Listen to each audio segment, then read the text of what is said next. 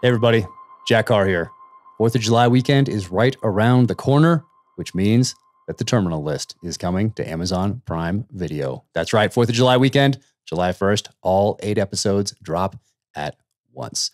The Terminal List stars Chris Pratt as Navy SEAL sniper James Reese, and he absolutely crushes it. So we have Chris Pratt starring, we have David DiGilio as the showrunner, who said this in a recent interview: the biggest movie of the summer is actually an 8-episode streaming series. Awesome. Antoine Fuqua directing, producing, absolutely incredible cast that includes Constance Wu, that includes Taylor Kitsch, Jeanne Tripplehorn, amazing cast, crew, special operations veterans on set each and every day to make sure that the series stayed rooted in the dark, gritty, primal, authentic foundation of the novel. And I could not be more fired up with how it came out. Amazon was an amazing partner throughout all of this, and I cannot wait for July 1st. So get ready. Things are about to get rowdy.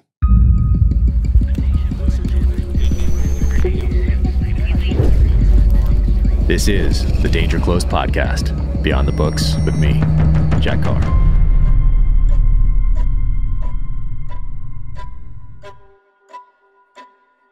Welcome to the Danger Close podcast, an Ironclad original presented by Navy Federal Credit Union.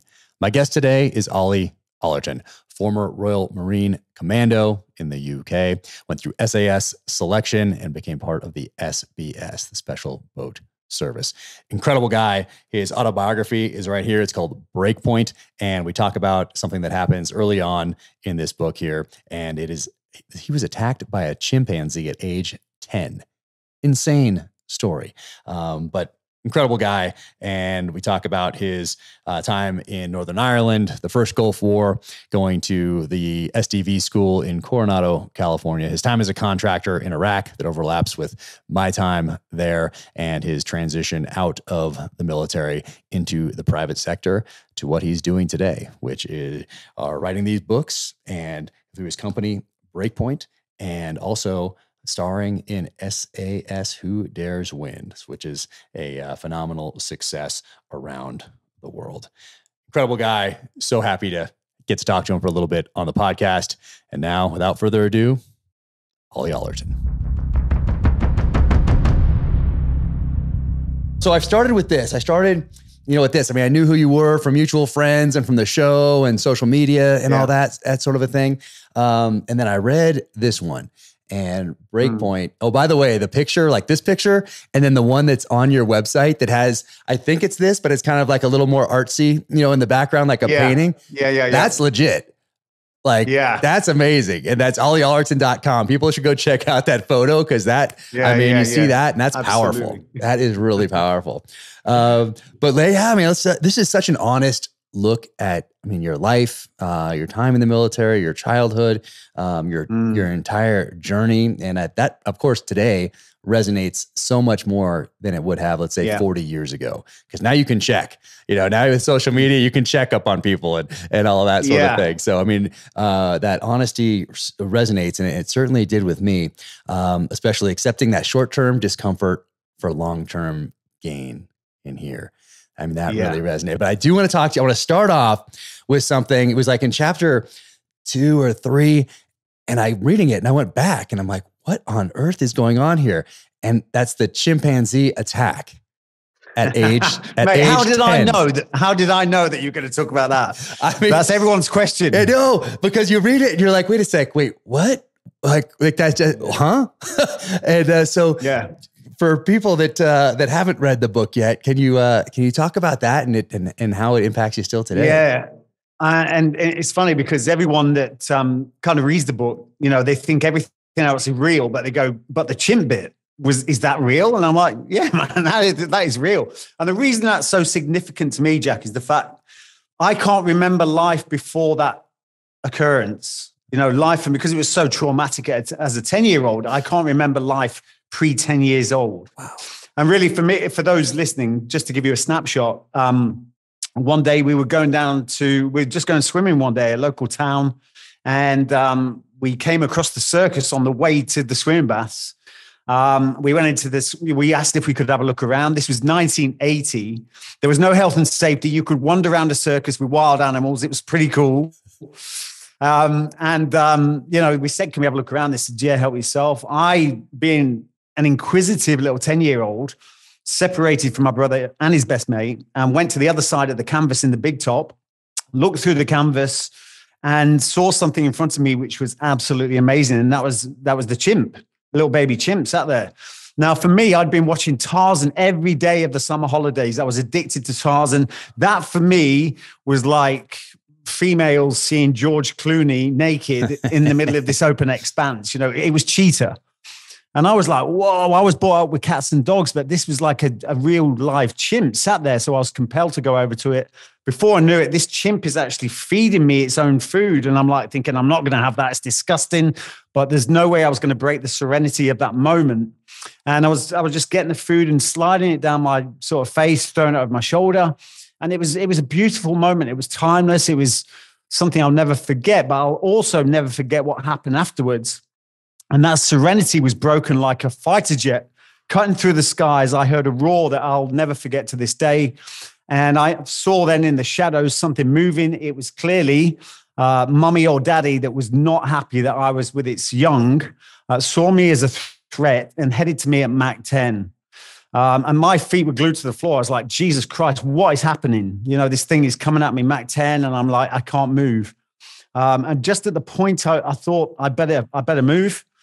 This thing pounced through the air, 20 foot through the air. The blue sky turned to black. It landed on my chest, pinned me to the floor, and it just started going mental. The first fist came down, blew all the wind out of me, and it was knocking the shit out of me. And then it started to bite me. There was blood flying everywhere. My life flashed in front of me. It didn't take long because I was 10. At that point, I knew I needed to do something. And it was that instinct. It wasn't a thought. It was instinct.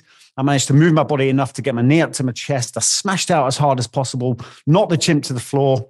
I then had a few seconds to get out of there, and I was scurrying across the floor, across the ground, looking at this chimp get back to its feet. It then came at me on its final attack, even angrier than before. And I kid you not, a hair away from my nose, and the chain caught it. It couldn't get any further to me. If it wasn't for the chain, I wouldn't be telling a story. It certainly wouldn't be in a book. And that, for me, typifies breakpoint.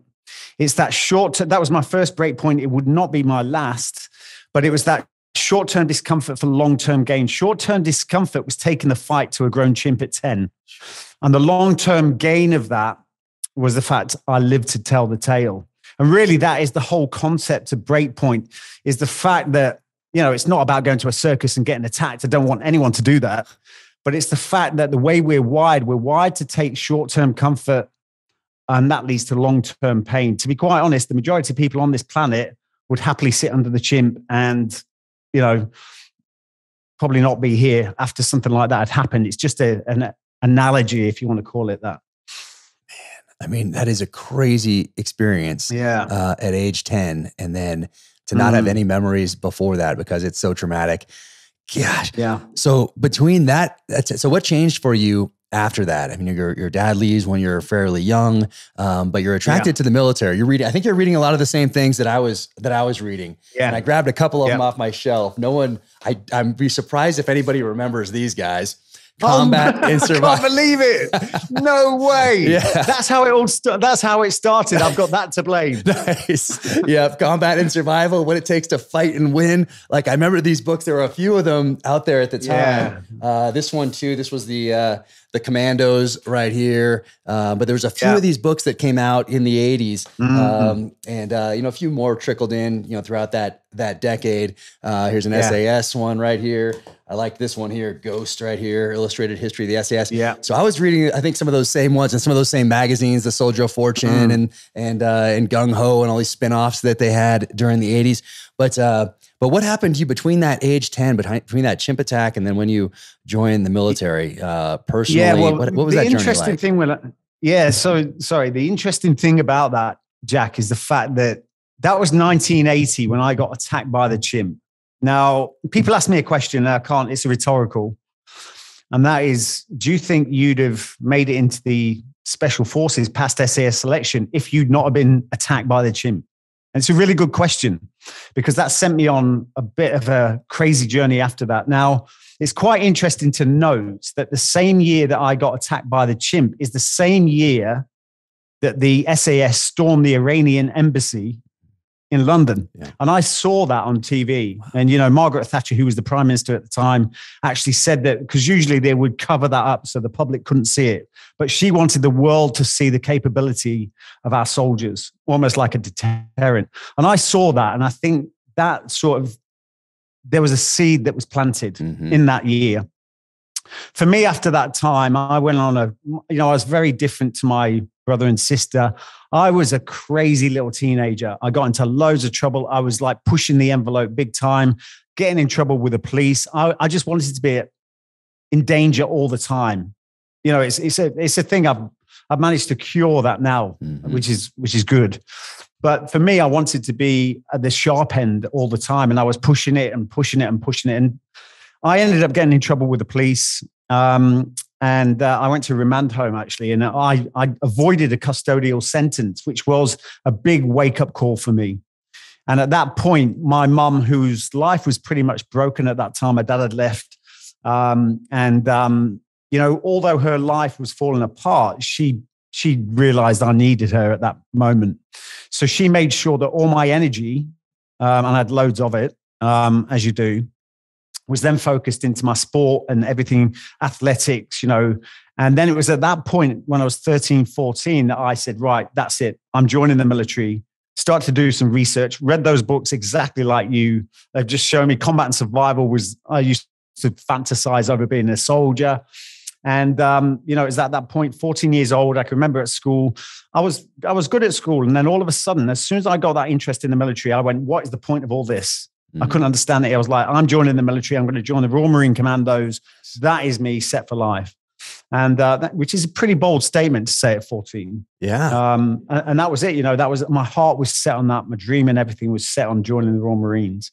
And it's interesting because I went to the careers office. My mum used to take me to the careers office quite often. I actually couldn't join at 16, which I think is a good thing. I think 16 is so young for a soldier, man. Because of my criminal convictions, they said, look, it's better if you wait a couple of years, then you don't have to have it on your record. So I waited till I was 18, finally got in. But I can remember going to the careers office and the woman in there was, interviewing me. She says, if you do pass Royal Marine Commando training, which is, I'm going to say the hardest in the UK, some people say different, but, we'll go with it. Let's go with it.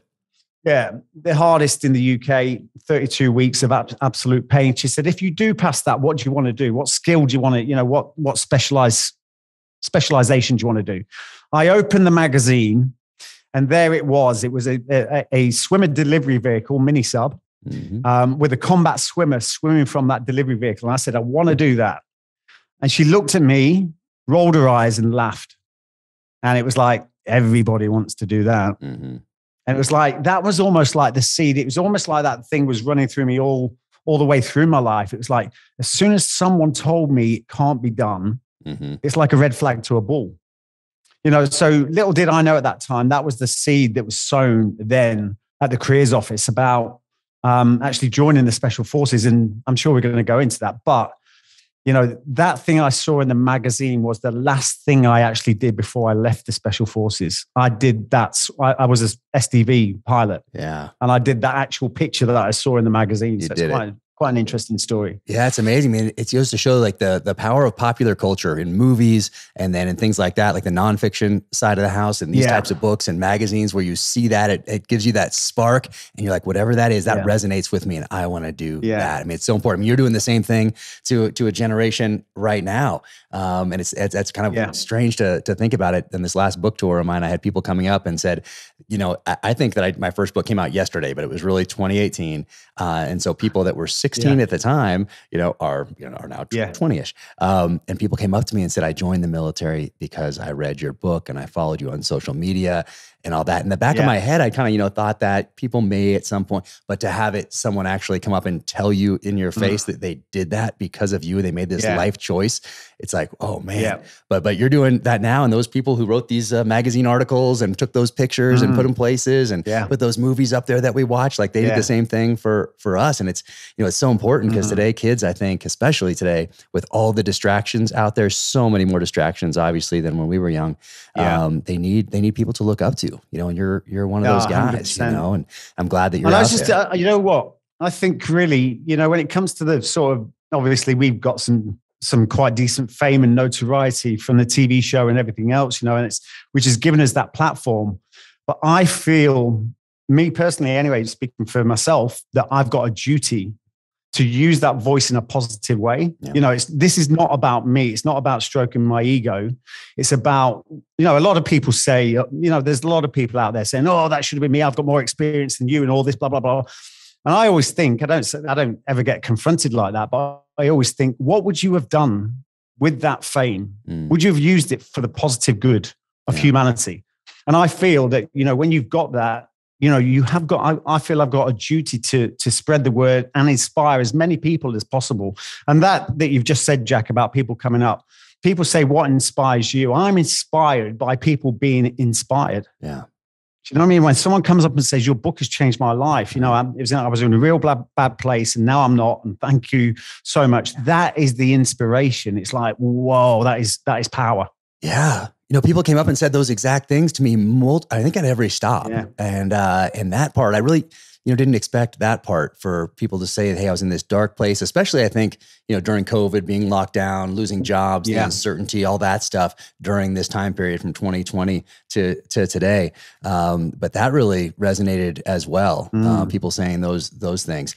I mean, it's, I mean, that's why it's so important. Like it's social media, but who you follow today. Cause if you're following someone who's always negative or just posting these memes or whatever else, I love a meme as much as the next guy, but it's about adding value to people's lives. And you get to choose. You get to choose what you're going to consume on this device that's with you all the time. You get to pick. And so I'm so excited. I mean, I'm so fired up that so many people, follow you and the guys on the show and you're inspiring this next generation, not just to join the military, but just life in general, because everybody's going to get hit, everybody's going to get knocked down, everyone's going to face adversity. They might not get attacked by a chimpanzee at age 10, but they'll something. Hopefully not, but they'll have something. And you're helping people. But interesting, you talk about the career office, because I remember when I went to the recruiter, the same thing. I'm like, here, I want to be a SEAL. Here's the Divefarer program. I want to be a part of this. It gives me it guarantees that I'll get a chance to just try out. And that's all I wanted at boot camp. And like, I remember the guy saying, he said, are you Superman? Like, well, no, but I just want a chance to try out, but people have this attitude, and you sound like you ran into somebody kind of the same way. Same. But when you're talking about the legal trouble that you ran into, because, people do run into legal trouble. Was that the shotgun story in here? Was that that was around that era, but obviously the focal point in the book is around the shotgun. But there was so much surrounding that, I was just like I was stealing from shop. I was just doing everything. It was like, if I didn't have someone that put a stop to that and have a short, sharp shock, I wonder where that would have gone, because it wasn't going anywhere good. It's like, and almost, I don't know. It's like when I was that age, I was 13, 14, I actually didn't really feel I was doing anything wrong. I was just having fun. Huh. You know what I mean? I know that when you look at it now, I had a sawn-off shotgun. And, you know what I mean? If you had that in this day and age, wow, there would be some serious consequences just for having it. Right. But for me at that age, I was loose. I was a loose cannon. Yeah. And I needed to be stopped. I needed to have a short shock. It was pretty hairy. Well, then you got to channel it. You got to channel it in a positive direction. I love how you talk about your mom, even to this day. I mean, you mentioned her earlier, and she's on your social media and in the book. And I love how you talk about that, because having strong women, I think, is so important.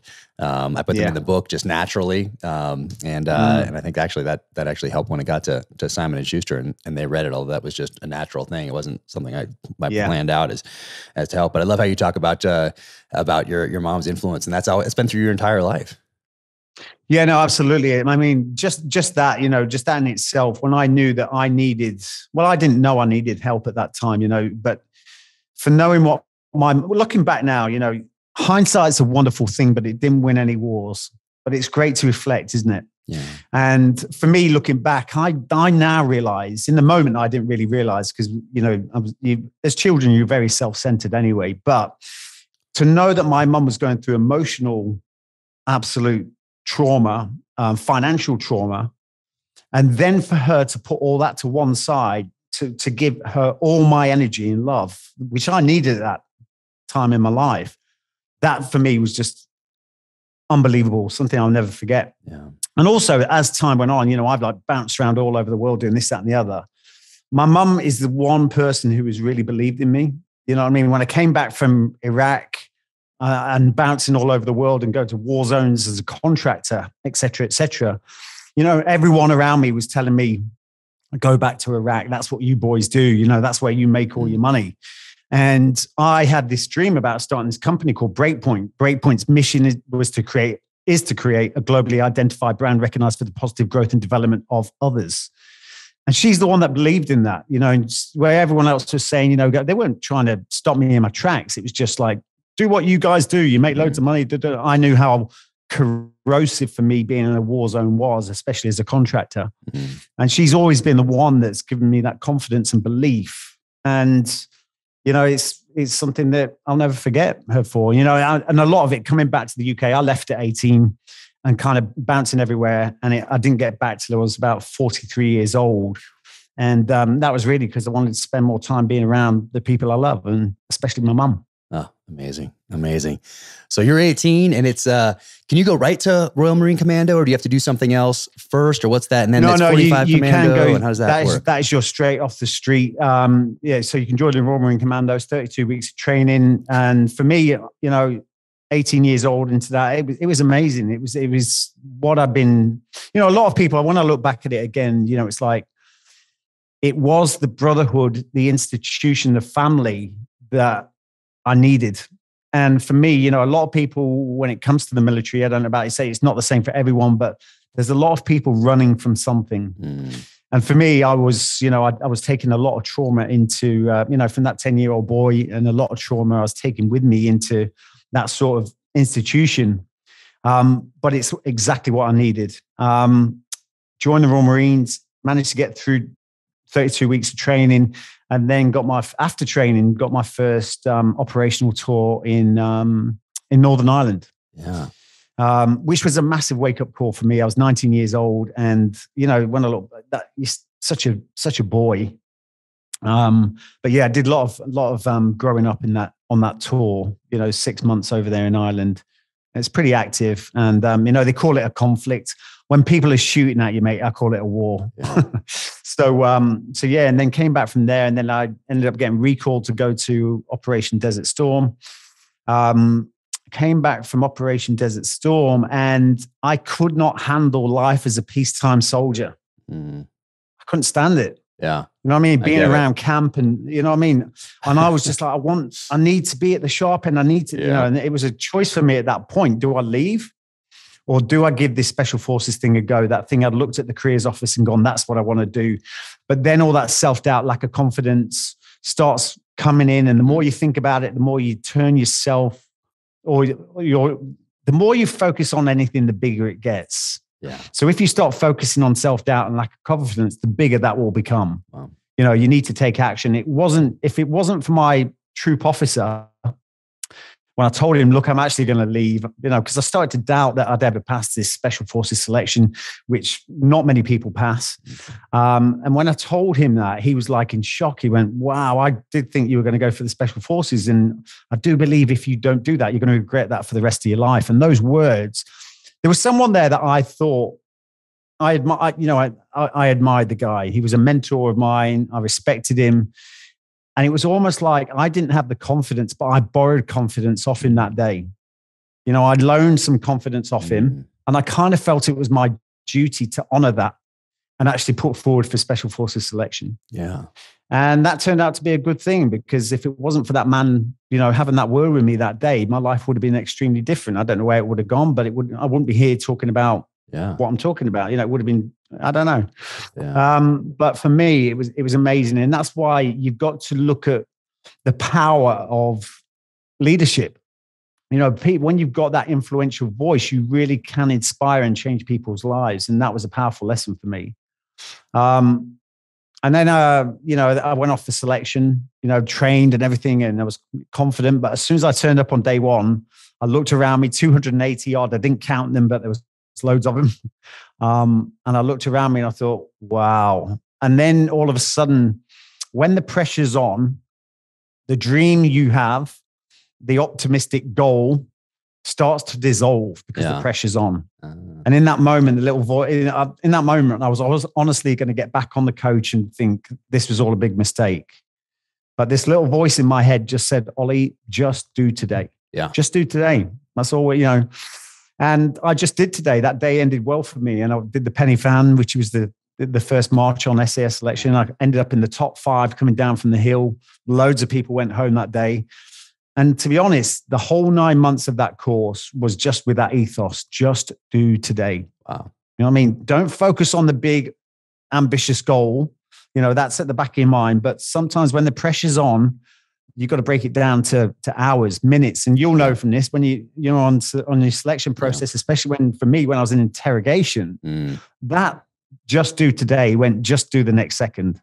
Yeah. Just do the next second. Just do the next second. And it's so powerful that is because, without that kind of mentality, you get overwhelmed. Yeah. And before you know it, self-doubt starts coming in and everything else. So it's that, when things are tough, especially when it comes to mental health and everything else, just do today. Yeah. I think a lot of people, that's what sends a lot of people home during BUD/S, particularly during Hell Week, is they think, oh, it's Sunday night, I have to go to Friday, instead of I'm just going to get to midnight. I'm going to get to those mid-rats because they have to feed us. I know they have to do that. And then I'm going to get to 6 a.m. A lot of people went meal by meal. I went evolution by evolution. Even I'm like, okay, I know we're going to do surf torture here for X number of hours. And then we're going to maybe run to the obstacle course. Well, I'm going to get through surf torture. And then we start running to the obstacle course. I'm going to make it through the obstacle course. Okay. Now we're going to swim 2 nautical miles. Okay, I'm going to make it through that. So I just did it evolution by evolution, but a lot of people broke it down from meal to meal, which is a good way. But people that looked, Wednesday out or Thursday out or Friday out, I think that more than the cold. Yeah. I mean, that obviously contributes because you're like, I can't be this cold on the verge of hypothermia for the next 5 days because that obviously plays in. But thinking of how long you're going to have to be that way, and it's really just 5 days. But breaking it down into those more manageable pieces. Just like life in general is so beneficial. But I wanted to ask you, so as Royal Marine Commando, are you 19 when you go to Northern Ireland? And is that your first experience 19. With IEDs? Yeah, 19 was the first time. And, as soon as we got there, the first day in theater, we got called out straight away. And, for us, we were QRF. So basically when anything happened in the region, straight onto the helicopters, the helos, and straight to the area, to give support and whatever. And that day we went in, the IRA actually miscalculated our changeover because there's quite a higher price on anyone with a green beret or a red beret. There's a high price on the heads. So they wanted to welcome us into the country. And I think they strapped someone into a car. I think that's what happened, who then drove into the checkpoint with a 500-pound bomb. Wow. And thinking that we'd taken over that checkpoint, and we hadn't. So the off-going got absolutely smashed that night. Oh. We went in there. I can remember landing on the ground, the helicopter, and our sergeant, he'd been to Northern Ireland a number of times, and it was the norm to him. And I can remember it was just mayhem everywhere. And I can remember he said, right, lads, quick QBOs, quick battle orders. Right, we've got to see if we can see any more of these. And I'm thinking, any more of what? And the next thing, he kicks this thing on the floor and it just rolls away. And as the smoke kind of clears, it's a head in a helmet. Wow. And I was like, that for me as a 19-year-old, I joined up after looking at a brochure with people sunbathing on the beach on leave and windsurfing and a bloke in a nice That's how they get you. Blues. That's how they get you. They're number ones. You know what I mean? This for me was like a massive wake-up call. And I was like, whoa, that is... I can just remember that moment. It was like, that for me was like a big, a time when I grew up rapidly. And I realized what war was actually all about. How long were you guys up there? How long were those rotations? 6 months. It was a 6-month tour. So we didn't do too bad on it, actually, to be quite honest. There was a few close shaves, but we came out on top. Gosh. And you have any interaction with SAS while you're up there? No, not well. We knew they were on the ground, but they're doing their thing. They're doing their thing, and they're gods from another planet. Right. And then is Arctic training part of the Royal Marine Commando, like that 32 weeks, or do you go do that afterward? Where does the Arctic training fall in for you guys there? Yeah, no, that's something you do afterwards. So as a unit, in a commando unit, we do Arctic warfare for 3 months of the year, every year. So that's something that, and I went to 4-5 Commando. I don't know why I did that, because it's the Arctic warfare cadre sort of. It's known as the specialists in Arctic warfare. And there's another commando unit called 40 Commando, which is the Sunshine Boys. The message was in that. I'm looking back now. Fairly why obvious. didn't I go to the Sunshine Boys? Seriously. So but the Arctic warfare is something that, the Royal Marine Commandos, pride themselves in. So 3 months a year, we used to do that Arctic warfare training. Yeah, that stuff's always been fascinating to me from when I was a little kid, like reading the Mac Bolan novels and all that sort of a thing, and seeing some of that artwork on the covers with some Arctic warfare stuff in there, doing the research that you could do in the 80s by going to the library and researching these things. But when I got to Team 5, SEAL Team 5 back in 1997, they were regionally focused at the time, and they were focused on North Korea, Siberia type of an area. So we got to go and do some cold weather warfare training, and I really liked that. But I don't think it's anything compared to what you guys did. I mean, you guys were really, you guys knew what you're doing in that terrain. Yeah, no, it was quite funny. Not funny, but good observation is the fact, when you go as a Royal Marine Commando, you're like, got skis on, you've got a house on the back, you have to get your mates to lift the pack on your back, and it's not fun. It's not fun, you know what I mean? It is pure graft, and you're like getting across the ground. But then, when you join SF, it is just the best. As you know, it's like in the back of a Chinook, flying out the back of a Chinook, just as it hovers above the ground, straight on a snow bike, straight out the back of a CH-47 into the snow, and racing through the mountains on a snow bike, and it's a whole different world. So, I swapped the skis for a skidoo, and doing it SF style is way better. It's way better. It was well worth the investment. Right, way worth the investment. And then first Gulf War, what do you guys do during the first Gulf War? Well, to be honest, we were like the clear-up operation. So because all the Kurds had gone into the mountains, it was our job to go up, because we're obviously specialists in mountain warfare. But we were called in to go up and basically get the Kurds down from the mountains. So. To be honest, there wasn't a lot of action. The most that we saw in the mountains was going into some of the old villages where there'd been, some people had been slaughtered and stuff like that. Again, that was a bit of another wake-up call for me. But yeah, it wasn't action packed. It was just that, it was so close on the edge of getting that first taste of combat. Right. You know what I mean? It's like, it was so frustrating. It was so frustrating. And coming back from that, you're just like, so close to getting in the action and, doing what we joined to do. It's quite funny, isn't it? Because there's a lot of people that think that we join up and then the last thing we want to do is go to war. If it'll be a shame if you have to go to war, and you're like, that is why we're joining. Yeah.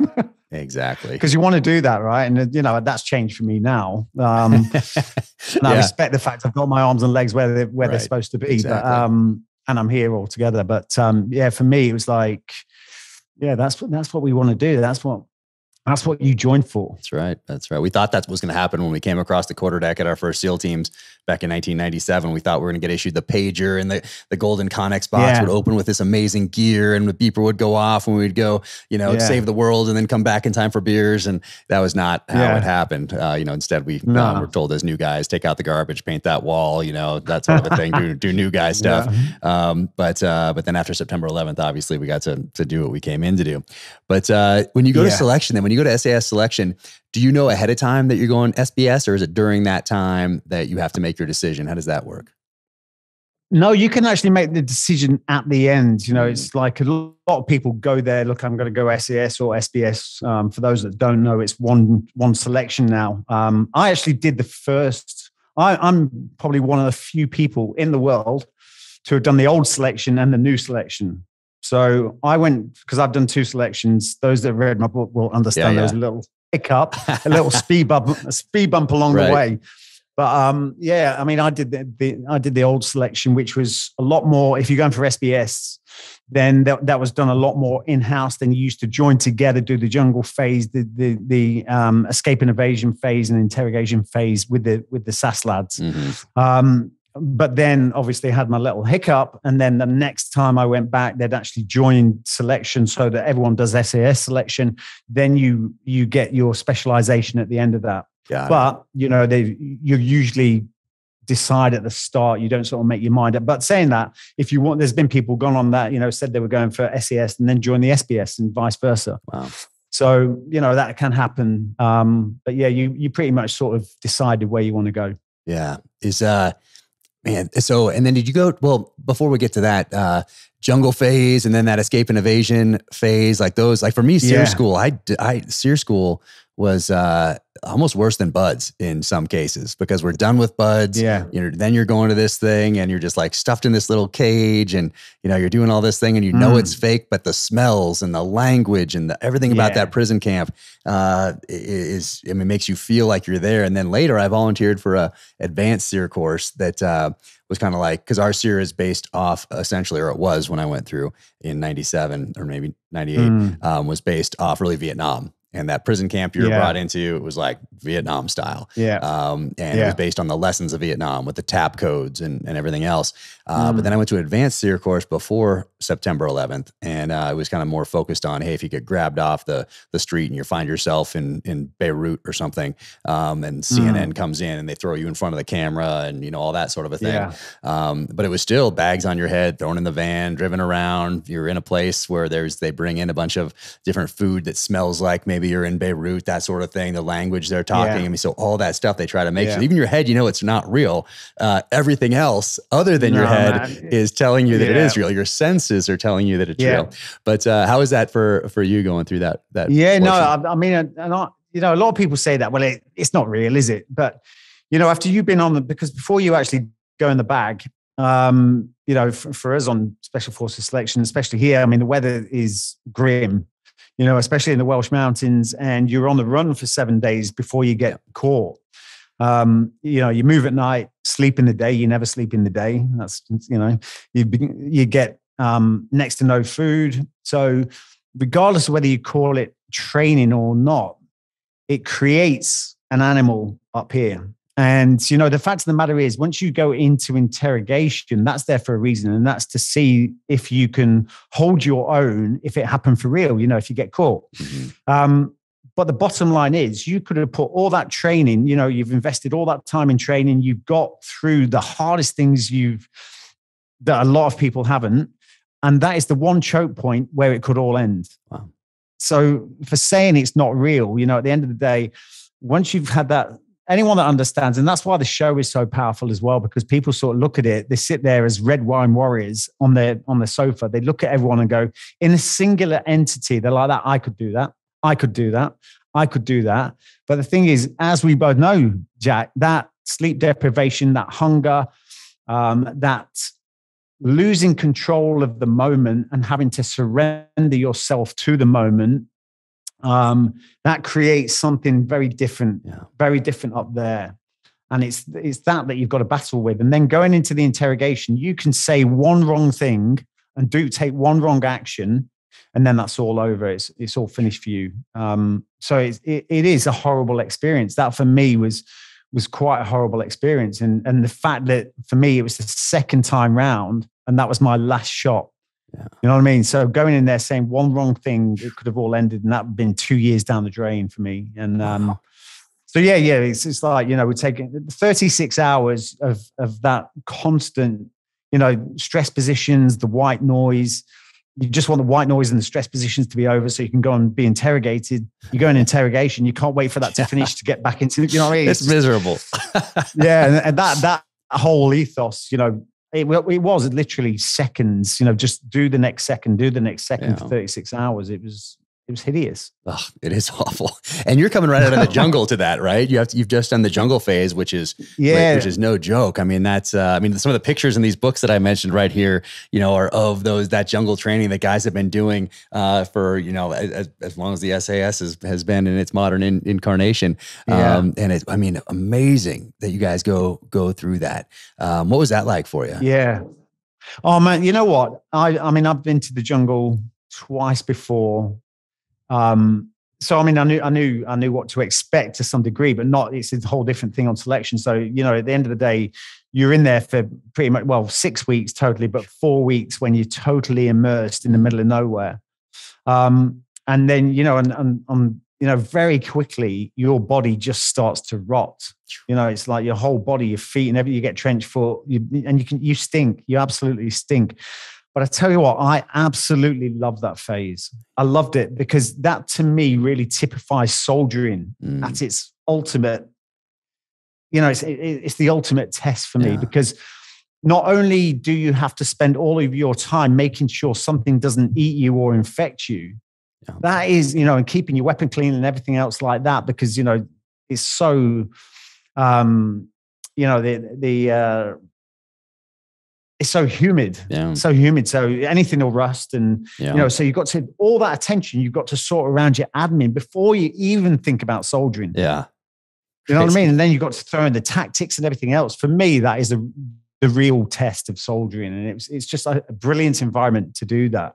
It's incredible. So, but it is hideous. You lose so much weight. You come out of the jungle. I think there's a picture of me in that book there. I love the pictures in here. Yeah, the pictures in here. The ones when you're young in here, like when you're just joined up, it's like you have to look twice. People that are watching can see right there. Oh my gosh. Those pictures are classic. I love the pictures here. Those are fantastic. But but then you go and where does the ship takedown come into play?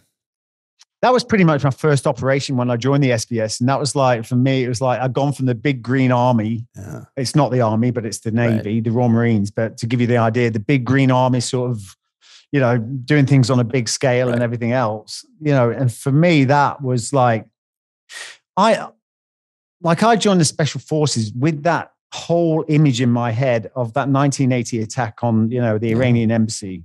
I wanted that to happen again. I wanted to be a part of that. So for me, I joined Black Troop as soon as I passed my selection program, and I just wanted to be in Black Troop. I wanted to be, I wanted to have the pager. I wanted to be ready for something to go on.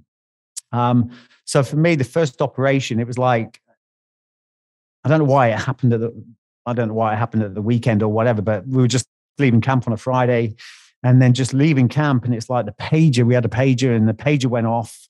And you get certain codes, whether it's a test or a drill or an exercise. And this one wasn't. This was real. And you're like, holy shit, it's happening. Yeah. But we'd done a few of these operations before. And you get out to a forward operating base and you sat in a forward operating base, going through rehearsals and everything else. And it never goes down. You know what I mean? And we've been out at sea other times, waiting for the jobs to go down 2-3 weeks. And the thing gets called off. Yeah. And so you're like, oh God, here we go again. And then, but that job, it was so different to the others because we were brought straight into camp. Within minutes, we were on a CH-47 off to the FOB. And then that job went down a few hours into the night after that. And it was just amazing. It was like, I can remember being in the helicopter going into target and, 2 minutes to target, you look around you, everyone's pulling down their balaclavas and everything. It's just your typical example of the Special Forces, everyone with their weapon systems doing the final checkoffs and going into that's like something kids dream about. Yeah. That was like the dream for me. And then over the target looking down, we were the helo team. We got boats coming up the back. And looking down at that ship, honestly, at night, Jack, I was like, what? The thing, it was rough seas. It wasn't a big ship. Yeah. And the mast is going like, or the bridge is just swinging. It's like a pendulum. Yeah. You know what I mean? Going across the 12 o'clock to the 9 o'clock to the 3 o'clock position. And we've got the fast rope to go down. For those that don't know, a fast rope is like you're not attached to anything. You're just relying on your hands as the brake system. And you've got to time it so that when the bridge comes up, you're at the bridge. And it's like, it's like the biggest arcade game that you've ever played in your life. And it was just incredible getting down onto the target and then storming, you know, all the team gets down and storming that ship. It was just like, it was incredible. And then after we'd stormed the ship, taken the ship, and then just the extraction, just as the sun was coming up, it was just incredible. You know, the CH-47s came in, picking the SDV, picking we had an SDV, and picking the ribs out the water. And just, man, it was just like the most phenomenal thing. I was just like, I want this every day. I want it every day. And it didn't happen every day. That was the problem. That's right. That's right. After September 11th, it did get a lot more frequent. Well, not that in particular, but did you guys have MP5s? Were you still rocking MP5s at the time? Yeah, we had MP5s at that time. Yeah, I mean, hey, just like Princess Gate, you know, I have that poster downstairs, and it's a SAS going in the Iranian embassy, and everybody's got their, it's a, you know, an HK commercial essentially, but really unveiled with massive torches underneath. Yeah, exactly. The huge flashlights. It's fantastic. But I love those. You know, I mean, I love that. I mean, it's a problem set. You go to solve it, and really, you know, unveils at a very critical moment when we're looking at the history of terrorism. I mean, following 1979 and then everything else that was going to come to fruition in the 80s. I mean, that's just an iconic mission, and those people involved. And you must have had people in your troop that were involved in that operation. There's, I mean, I went through selection. When I went through SAS selection, I actually got trained by, there was a couple of people, well, a few people on the Iranian embassy, but also one of the guys, I was, my DS directing staff was Dinger, who was part of Bravo 20. Yeah. So, I mean, it's, you know, you imagine, like, you read those books as a kid. That was probably the first book that I read from cover to cover, Bravo 20. Wow. And like, you read a book as a kid, and then you've got one of these guys that is then training you. It's just like, that's a pinch me moment. Crazy. You know what I mean? Yeah. It's like, so yeah, a lot of the guys that were involved in the Iranian embassy, yeah, they were sort of part of the training staff when we did SAS selection. So it's incredible. Jeez, amazing. So much respect for that. Yeah, no kidding. And the shipboarding operations that I did were all right after September 11th. We thought we were going to Afghanistan, but instead we took over for SEAL Team 3. Those guys went to Afghanistan. We took over doing the shipboarding ops just to enforce the UN embargo against Iraq, the oil embargo. So this is 2001, 2002. And, but those were, for those operations, they would, either whether it was a Dow or a Class 3 tanker would leave Iraq and take this hard left-hand turn, heading towards Iranian waters. So there was a very slim, and they always did it at night in the roughest seas possible.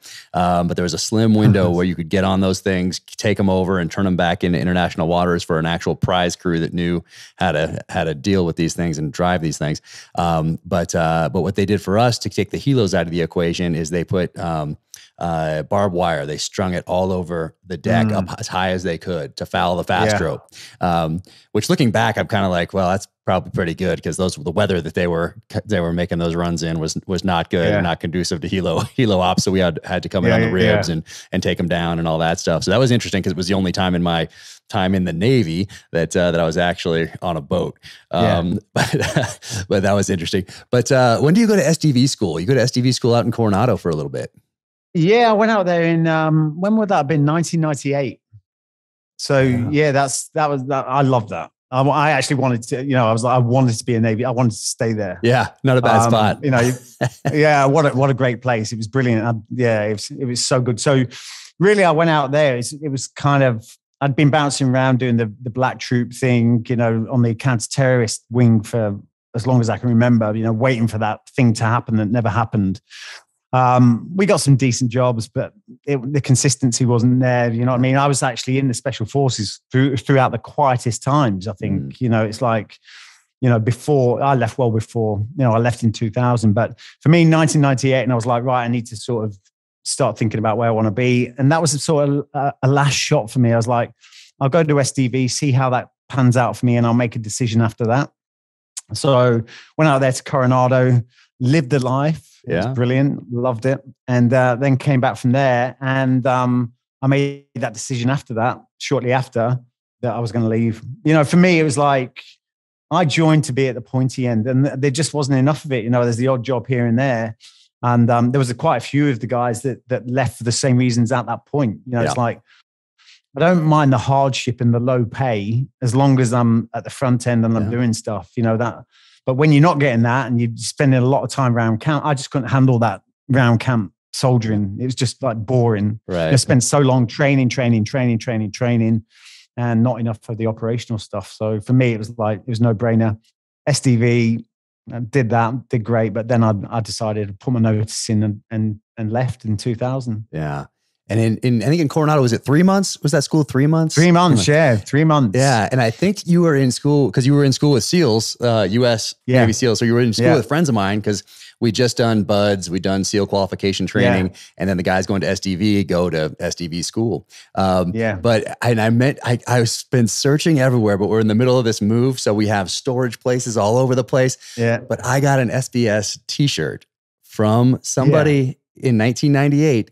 And they gave it to a buddy of mine who gave it to me. And it's one of the ones that you wore like while doing operations. I don't know why we wore t-shirts. Like we do it in BUDS too. Like you wear cotton t-shirts. Anyway, but, so it was like sun bleached, chlorine bleached from the pool, saltwater bleach. Like it's been used, and had the symbol on it. Now he's trying to find it so I could wear it. Yeah. So I could wear it for you. Although it might not fit quite as well today as it did back then. But I was trying to find it. And I know it's here somewhere. But it's in a box. But I was like, man, I wonder if Ollie gave it, because I never met the guy who gave it to my buddy who gave it to me. I'm like, I was always wondering if it was you. I mean, I don't know. It's possible. You never know. We always took a load of stuff out there, so you never know. That could be from my hands to your mate. It could be. Know, Isn't that crazy? Stranger things happen, right? Yeah, totally. So that was fantastic. Lieutenant Commander James Reese, can you outline the details of your mission?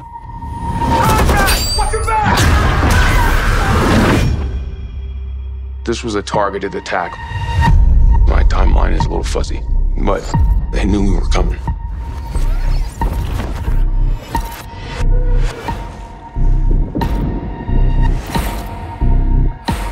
Headaches, paranoia, memory confusion. It was a setup.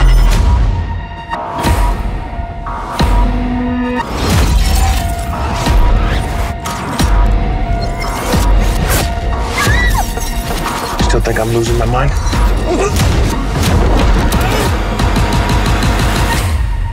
It's David versus Goliath. Which one is Reese? David or Goliath? I'm still working that out.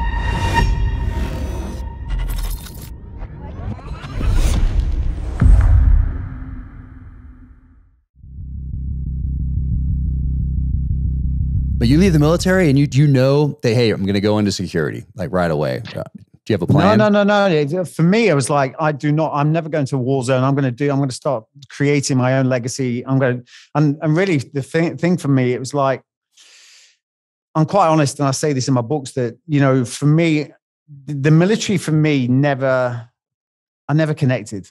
There was always something missing, something that wasn't right. I never felt like I was totally fulfilled or in my right place. So for me leaving, it was like, I didn't know what I was looking for. But for me, it was like, I've clearly in my own head, it's not meant to be military orientated. So really I wanted to get outside and then start to create, I wanted to earn money, to be honest, because in the SBS, we didn't earn hardly any money. It was a joke.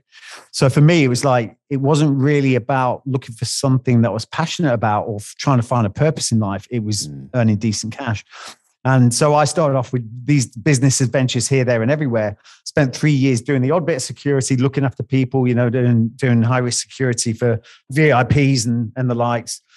And then it was only because the fall of Baghdad in 2003 when I got that opportunity to then go out there to Iraq and start my contracting sort of life.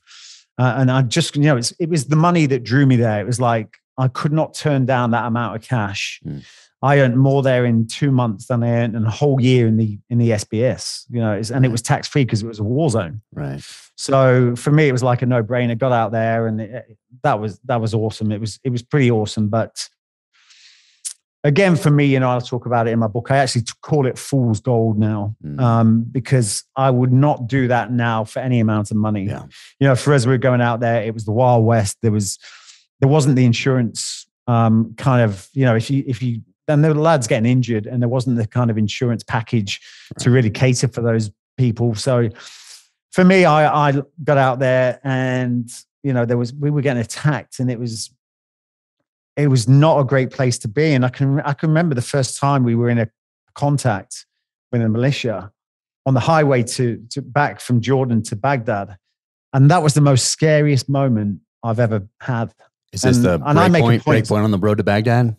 Yeah, that's it. And the reason for that was, I actually make a point saying this when I do loads of corporate talks, and I actually say, I make a point of bringing people's attention to this because the first time I'd not felt this feeling of feeling so overwhelmed. Yeah.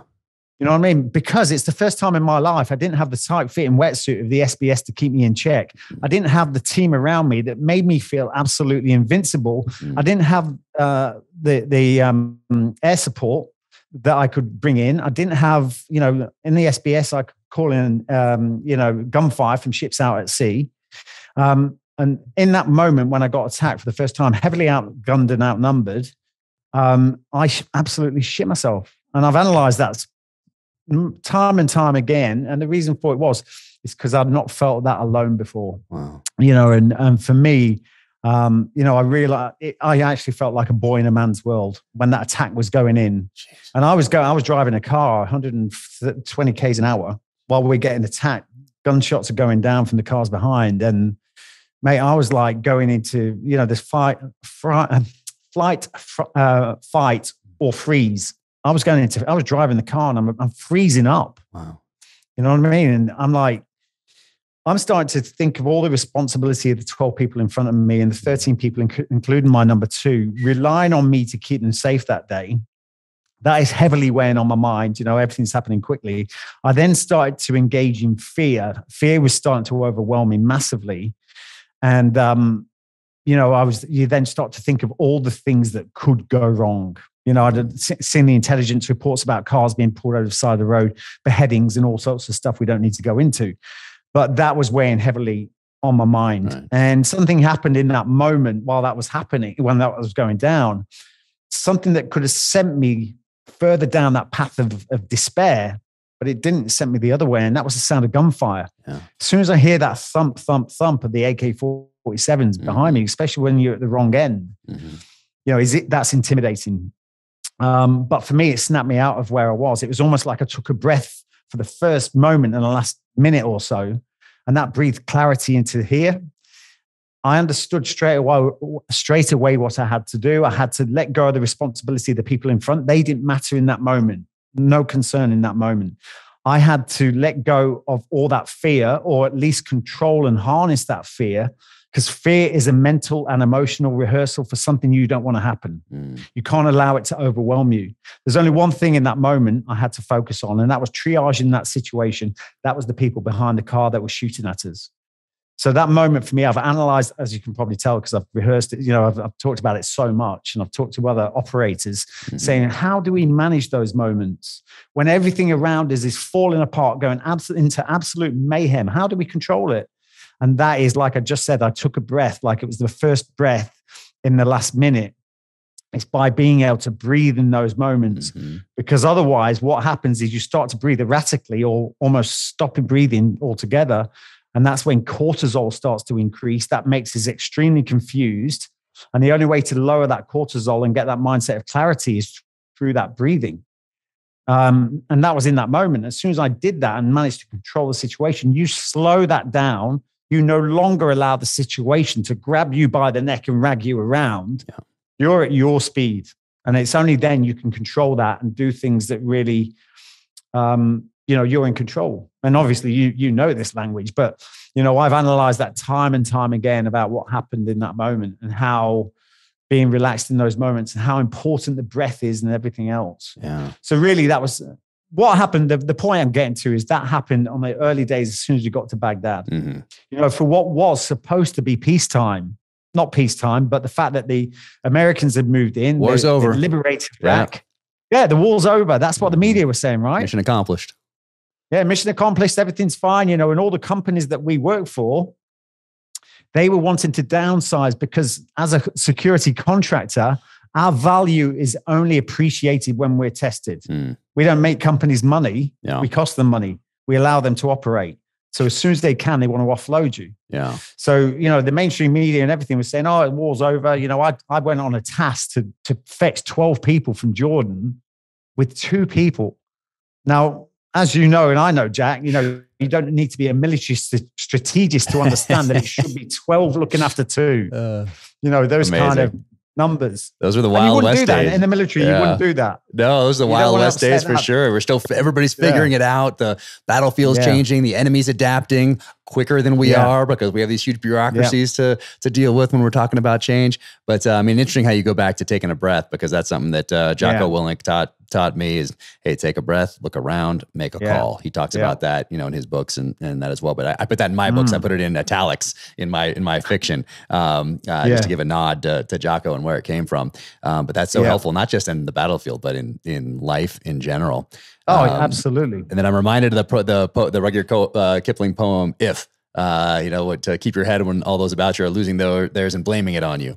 That's such a powerful poem. Yeah. But when you in that ambush, how did they set up on you? Like, and were you guys in thin-skinned vehicles? And was it former regime elements at that time, or was it Mahdi militia yet, or what was the setup, and what was the point? Was it just a Western style convoy they were hitting, or were they actually after you in particular, or what was that like? Yeah, well, listen, I actually think it went as far back as going through customs, because when we went through the border between Jordan and Iraq, I mean, we were trying to keep a low profile. The shirts were rolled down over the watches, the expensive watches and all that kind of thing. But then we had a load of, our clients were ABC News. Now, when we got to the checkpoint and it was going through customs, the attention on us was phenomenal. And, all these people that we told them, keep a low profile on your way into country. When they were taking their stuff out of the cars, they're wheeling out their Louis Vuitton suitcases. And then just as I thought that was the worst thing, they're blinging in Rolex and everything else. Just as I thought, God, this is, a bit heavy, bit eyes on. I then see one of those Louis Vuittons getting put on a table where they opened it. And there's $100 bills wrapped in cellophane. I mean, big blocks of them.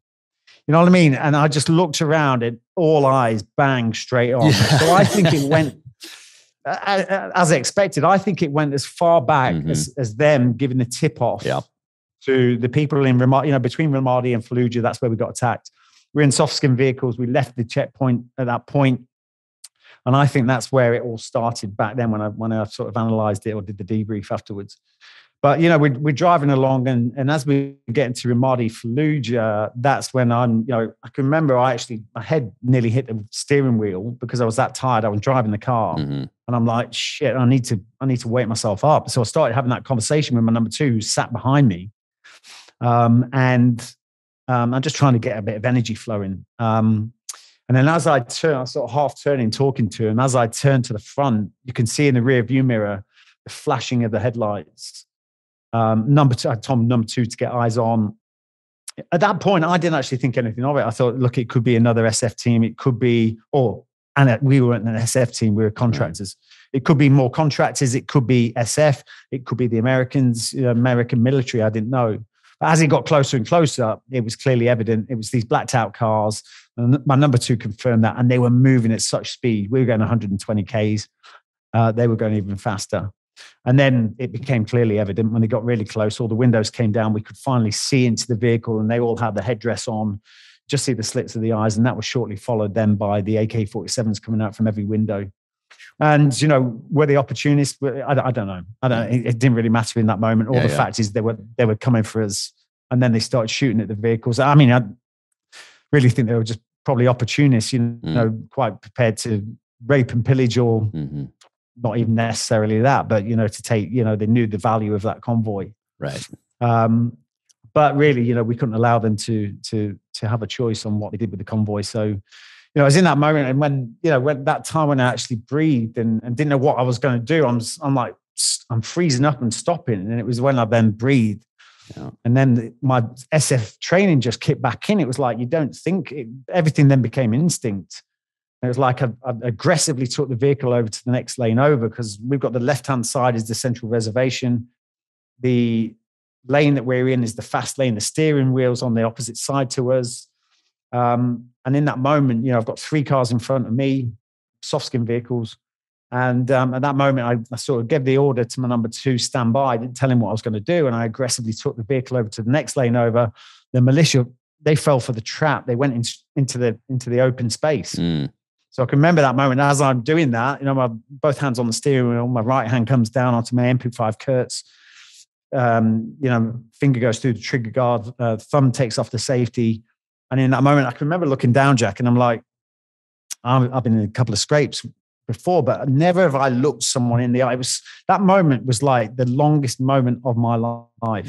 And I'm looking down at this guy, like making eye contact. I could pretty much touch him out of the car if I wanted to. And, I'm always like trying to read his eyes. What are you going to do? What are you going to do? And it's happened so quickly. And then his AK-47 was coming down. I thought, he's going to take the shot in a second. Yeah. And at that moment, I gave the order to open fire.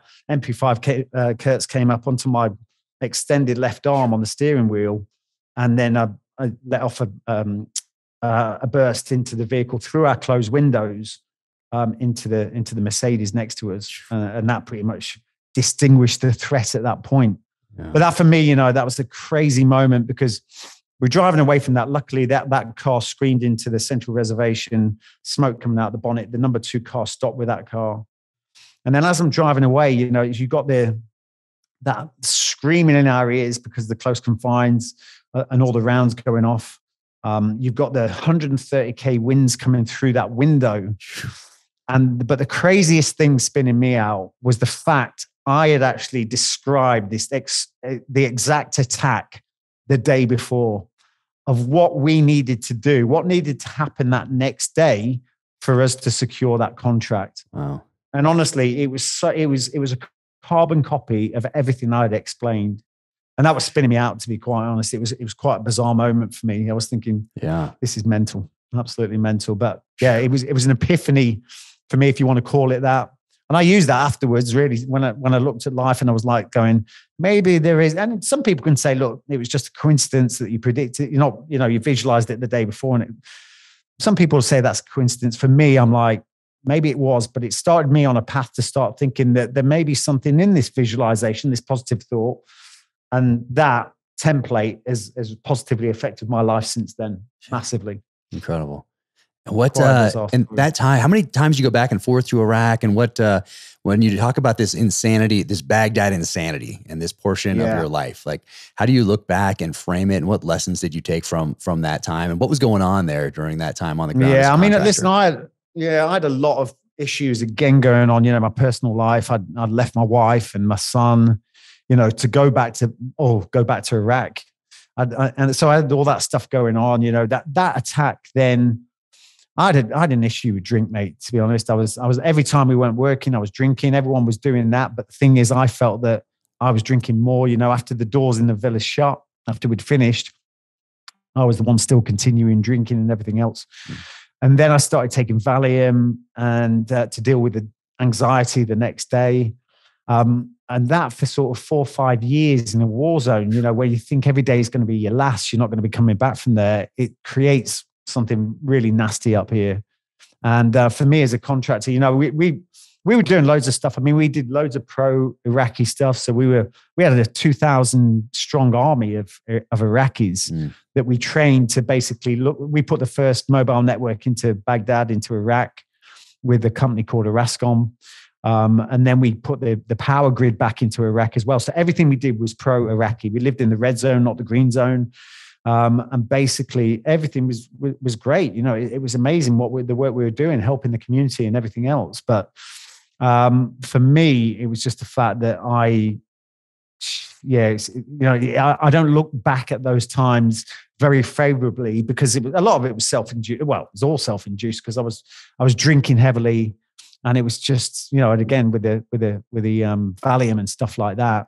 And it was only after that 5 years I went, I need to get out of here. I need to leave, because it's living in a war zone is something different. It's different when you're in the military, when you sort of go and fight somewhere, then you come back home. But when you start living there day in, day out, that is something different. Yeah. And it does make me empathize with the people that, the civilians that are living in a war zone day in, day out. Yeah, no kidding. God. And you come back from that, and is it Australia? Where does Australia come into the Yeah, the no, picture? I was actually, because in between that time when I was there, I then moved to Australia. I met a Australian girl in London. I was actually looking after her boss, a client. So I ended up in Australia, moving to Australia. And for me, it was like I left Iraq and I went, right, I'm not going back to a war zone. Never going to a war zone again. So I got to Australia and I was like living the life and it was great. And I got this, I started getting involved in property and everything else and balance and all that kind of stuff that people think is great. But for me and for people like us, balance is, that's a bit of an odd word. It was back then, certainly. So I started getting bored because I could see my life panning out of me. I could see my life ahead of me. Yeah. You know what I mean? And that for me created a high level of boredom. So as soon as this opportunity or this thing that I heard about came up, which was working for an organization called the Grey Man, Australian SAS dude that set this up, that was sending operators in to basically break kids out of child prostitution and slavery. As soon as I heard about that and there was an opportunity to work as an operator doing that, I jumped at it.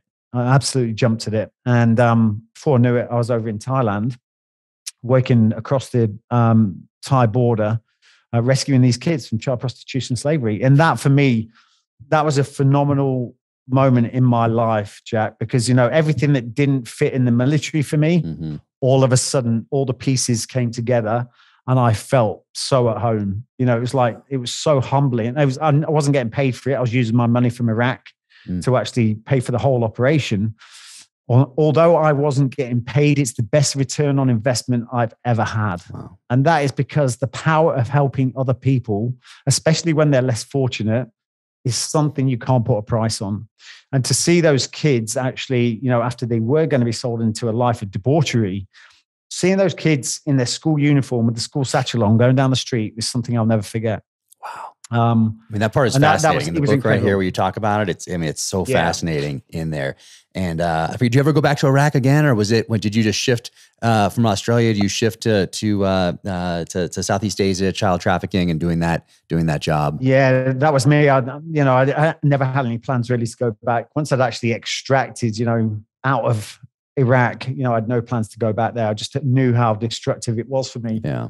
But then going to Southeast Asia, I was still carrying the same issues with me. I was still drinking heavily when I wasn't working and stuff like that. So, but for me, I was like, I'm going to do this for the rest of my life. This is me. That's me set. This is going to be it, But that whole thing that whole operation, or the operation we were doing, caused an international incident. We had to basically escape out of Thailand. There's a manhunt on for us by the authorities because it caused, I think the US State Department got onto the Thai government because there was a picture of us on the front page of the papers in Australia. It went viral all over the world. The US State Department got onto the Thai government and said, how is this going on? We give you loads of money to stop this from going on.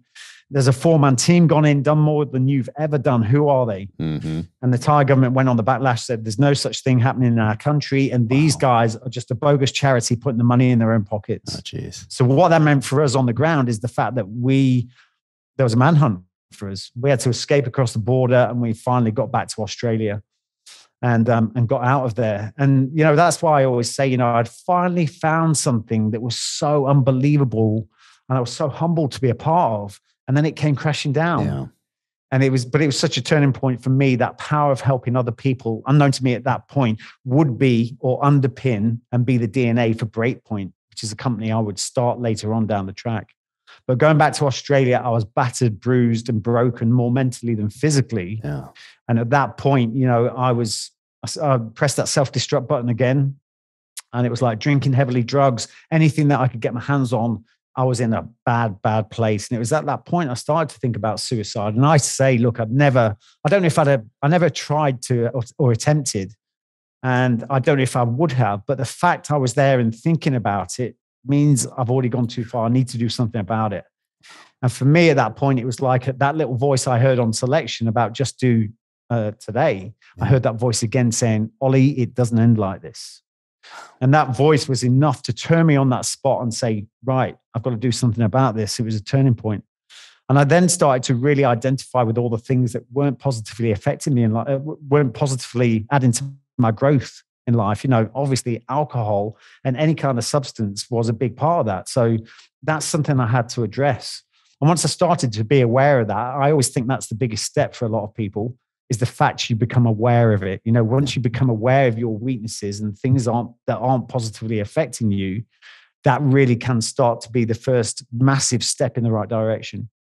So that's when I started getting my life back on track. And I made such advances in probably 6 months that I went, wow, this is absolutely amazing. I want to show other people that they can do the same thing. And that's when I came up with the concept of Breakpoint. Breakpoint, about creating that globally identified brand recognized for the positive growth and development of others. But you can imagine my head at that moment in time. I thought, I want to start a company helping others. I was still fractured and broken myself. Yeah. So you imagine what your internal dialogue is. It's like, look at the state of you. You can't even help yourself. You think you've got this 1,000-person audience around you that's critiquing you, but it's only in your head. Wow. But you've got to power through that. Mm-hmm. And you've got to really focus on where you want to be and not get bogged down with where you are. You can't be a victim of your circumstances. And the more you focus on what you dislike, the bigger that will become. So that for me was a massive turning point. Wow. So and little did I know I was actually heading back to the UK at that point. Oh, you didn't know you were heading back? And how did that work? How did you get back to the UK? And then there's some sort of a reconnection with Jason Fox. And how does that all come together at the right time and place? Yeah, well, that was that point. It's like I said, because I'd left, there was a lot of trauma back in the UK, and I was like, I'm now in Australia. I'm never going to go back to the UK. I've got sunshine, a beach. Blah, blah, blah, blah, blah. Australia's pretty nice for those. Yeah. So, and then I can remember it was, when I started to go on that path of, self-discovery more internally than anything. And that's the thing I'll say about when I broke down, Jack. It was like, I could no longer blame the external world. Yeah. I'd run out of excuses for my circumstances. And it was the first time I was forced to look within. And that was such a gift in itself, because that's where the answers are with everyone. It's not external. Everything you need is right within. But we're sort of programmed to look externally for everything. So for me, that was the start of this journey of self-discovery. And I can remember waking up in the morning in Australia. My contract was kind of coming to an end. I had a decent contract with an oil and gas company, but it was quite mundane. But it was a great job, paid well. And I can remember I woke up at 3:00 in the morning on a Thursday morning, and for some reason my head went, go back to the UK. And initially my sort of mind is going, don't be stupid. You said you never go back. You're never going back. And then I went, surrender to this idea. Just surrender to it. And as soon as I did, everything started to make sense. Starting my company, that's where it needed to start. So I engaged the idea. 2 weeks later, I was on a plane back to the UK, sold everything in Australia. Okay. And I got back, and I'd not seen Foxy for 13 years. Jason Fox, 13 years on the show with me, 13 years since we'd seen each other. And we got back together again, and we started talking about all the dreams and all the things that we wanted to do. Not going back to a war zone, but being able to help people and do stuff and really inspire people. And that then I then put myself into self-isolation, which is it's not funny, I don't suppose, but it's quite interesting after we've just gone through that with lockdown and everything else. But self-isolation for 3 months in a house in the UK. And for me, that was about really starting to change the blueprint of who I was and start to get rid of all those negative habits that were just hindering me. So every day I focused on 3 things: mind, body, nutrition. And I did things that I thought I would never have done unless I was forced into that situation. I had no money. I had pretty much nothing. And I had to get money to build websites and everything else. But really, I started to meditate. I started to visualize goals. I started to do all this stuff, which people call, oh, that's just voodoo. It doesn't work. And every day, I was like going through this strict process of really investing in myself, cut off mainstream media, no news, no papers, no nothing. I actually haven't changed that since. But and then basically I start to visualize every day about me and Foxy being on the stage, really inspiring people through our experiences of life and everything else, and the special forces, and how great that was, into so much detail. that I could feel myself actually being on stage and being that part. And I used to do that every day. 3 months, I got to the end. It was getting towards the end of this 3-month window. And my family had me over. It was almost like an intervention. It was like, all right, Ollie, this dream you want, Breakpoint and everything else, maybe that's something a little bit further down the track. But at the moment, I can see you're running out of money. Maybe you should go back to a war zone, just earn some cash and then start working on that idea. And I was like, whoa, I can't go back to a war zone. I can't go back there. I knew how corrosive it was. Yeah. They didn't know my struggles and everything else. I didn't share that with them. Yeah. But I was so passionate about starting this business that I said, no, I'm sticking with this. I'm sticking with it. And 2 days after that kind of intervention, Jason Foxy then phoned me up. It's like I can still remember the phone call. And it's like, hey, mate, that idea you've got about Breakpoint, would you look to do that on TV? And I'm like, I thought it was Foxy trying to get me down the pub because I was trying not to drink. I was like, are you down the pub? And he's like, no, I'm with a production company right now. They're looking for ex-Special Forces operators that want to do this TV show. So I was like, wow. And people that think that there's no power in visualization and everything else, honestly, that moment for me, I then reflected on that 3 months, thinking every day I dreamed about this stage, me and Foxy being on it. And then we were being offered the best stage in the world. Wow. The best stage in the world, the TV. There's no better stage than that. And I was like, the hairs on the back of my neck, they're standing up now because I can remember the moment. I was like, wow, this is incredible. And that was the start of SAS Who Dares Wins, which would then go on for another 6 years. And continue to go on right now. I mean, it's an incredible show incredible thing you guys created. And had Jason Fox already gone on the news at this point and talked about struggles and post-traumatic stress and that sort of thing? Well, that for me was like when Foxy, that was when I saw the power of what we're doing. Because at that moment in time, I was like thinking, right, this is a great tool to launch the business. I have to think of what the purpose is with everything that I'm doing. What's the purpose? For me, I didn't really have interest in being a celebrity as such, but it was the perfect platform. So I'm like thinking I'm going to use this and this will create Breakpoint.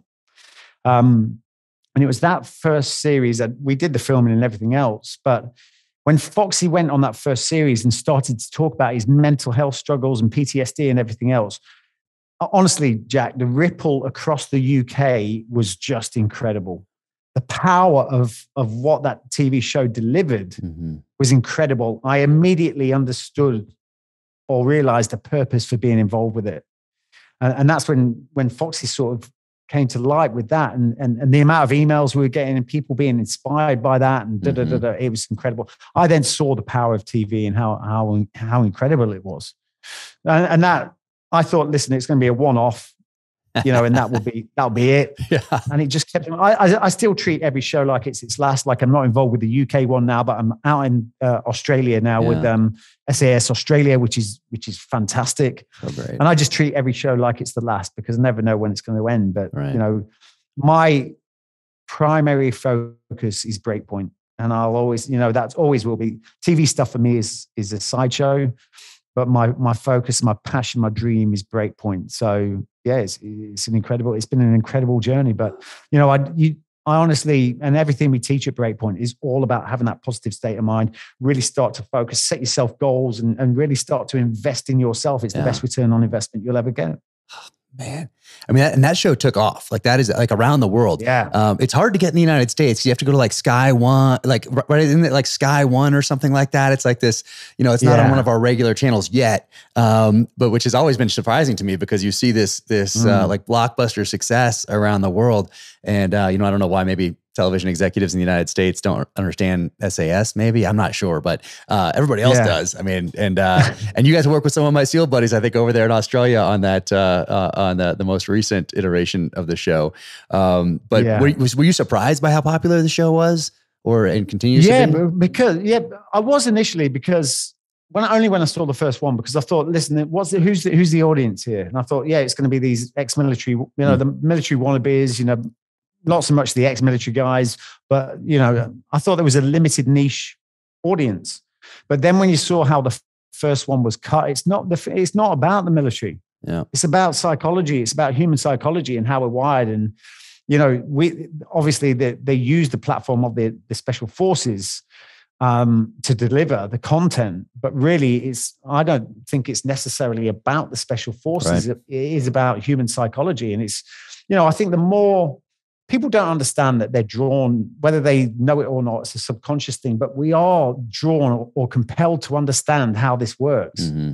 The more we understand how this works, I always say it like this, Jack, a mechanic can't fix a car, a motorbike, or any kind of machine unless he understands how it works. Yeah. We are no different. We are absolutely no different.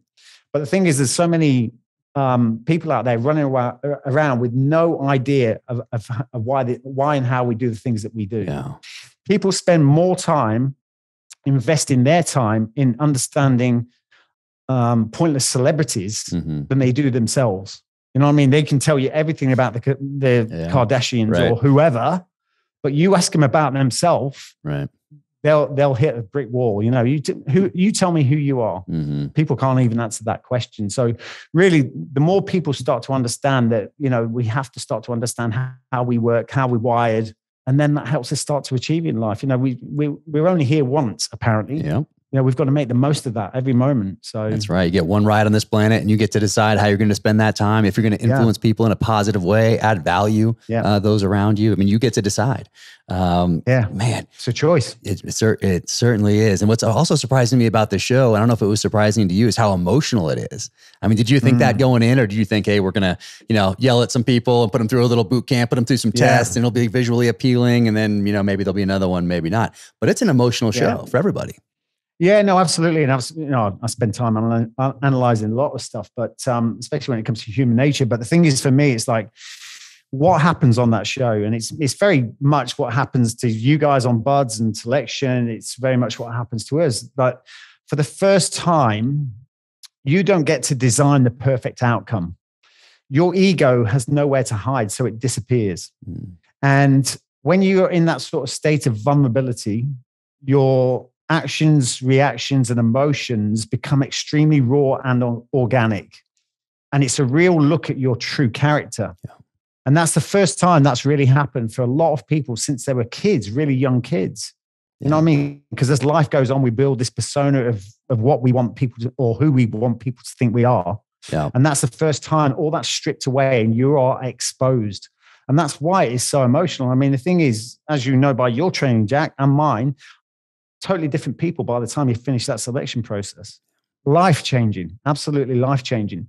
And once that sort of ego is removed, you get to the raw nerve of who you are. And that's what happens on that show. And that's why the emotions really start to come through to the forefront. And anyone that makes it through that show realizes they might have not done that when they first entered the arena, but by the time they leave, they realize they were there for themselves and not for everyone else. Interesting. Man. I think there's this crucible, and it's, if you go back to the beginning of time, there are these different crucibles in societies and tribes that you had to be tested if you're going to be a contributing member of that society. That's why I think people are drawn to the Royal Marines, while they're drawn to Marine boot camp in this country, or the Q course for Army Special Forces, or Buds, or whatever it is. People are drawn to that test. Maybe it's the NFL, maybe it's something like that. But a lot of people don't ever test themselves like that. And it's such a natural thing to do. I mean, it's only for a very small part of human history where we really haven't had those in place as a society. So you could gain acceptance and become a contributing member of that society. So I think that's why a lot of people are lost today, and why they can't answer that question about what they are, because they don't even know if they are a valued member of a group, of a tribe, of a society, of a country, because there's not a shared experience. And so whether that's Buds or that's boot camp, any of the boot camps out there, you have this shared experience of a test, of a crucible, before then becoming this. And usually it happens between ages 16 and 20, somewhere in there. That's kind of where it seems to happen. When you're mature enough to handle these things, you're physically ready enough to be able to test yourself, all those sorts of things. But I think a lot of people in the show, haven't been tested, and then life hits them, and wow, now they're going to have to figure out how to get back up and move forward in a positive way. Somehow they're going to have to figure that out. But to have that be your first test and not have that be a part, either naturally occurring or just a part of your journey to gain acceptance into this society or tribe, like I think it's detrimental not to have that because you don't, and now all of a sudden you're kind of searching. Definitely. But the thing is, I've looked into a lot of human nature, about our evolution when it comes to survival. There's no stronger driving force in any human being or any species on this planet than the need for survival, survival of the species.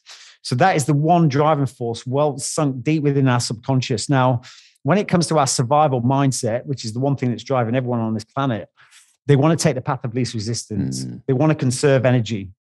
Average is winning. You know what I mean? So our default setting is kind of not to overexert, not to push the bar, not to take risks, et cetera, et cetera. But the thing is, that doesn't mean that there's an internal desire to do so. And that's why people get so much from those challenges. Humanity was born out of struggle. We thrive from struggle. We thrive from challenge. And also when you look at it as well, a good amount of stress fires up the immune system. It's good for us. And that's why you get a lot of people that actually start, they get serious health issues after they retire. Right. Because they've got no challenges anymore. So it's really important that people learn that we need to be challenged. And a lot of people are like going through mental health issues and any kind of issues. You say, look at your lifestyle. You've got nothing that's pushing you, nothing that's driving you. You've got no sense of purpose.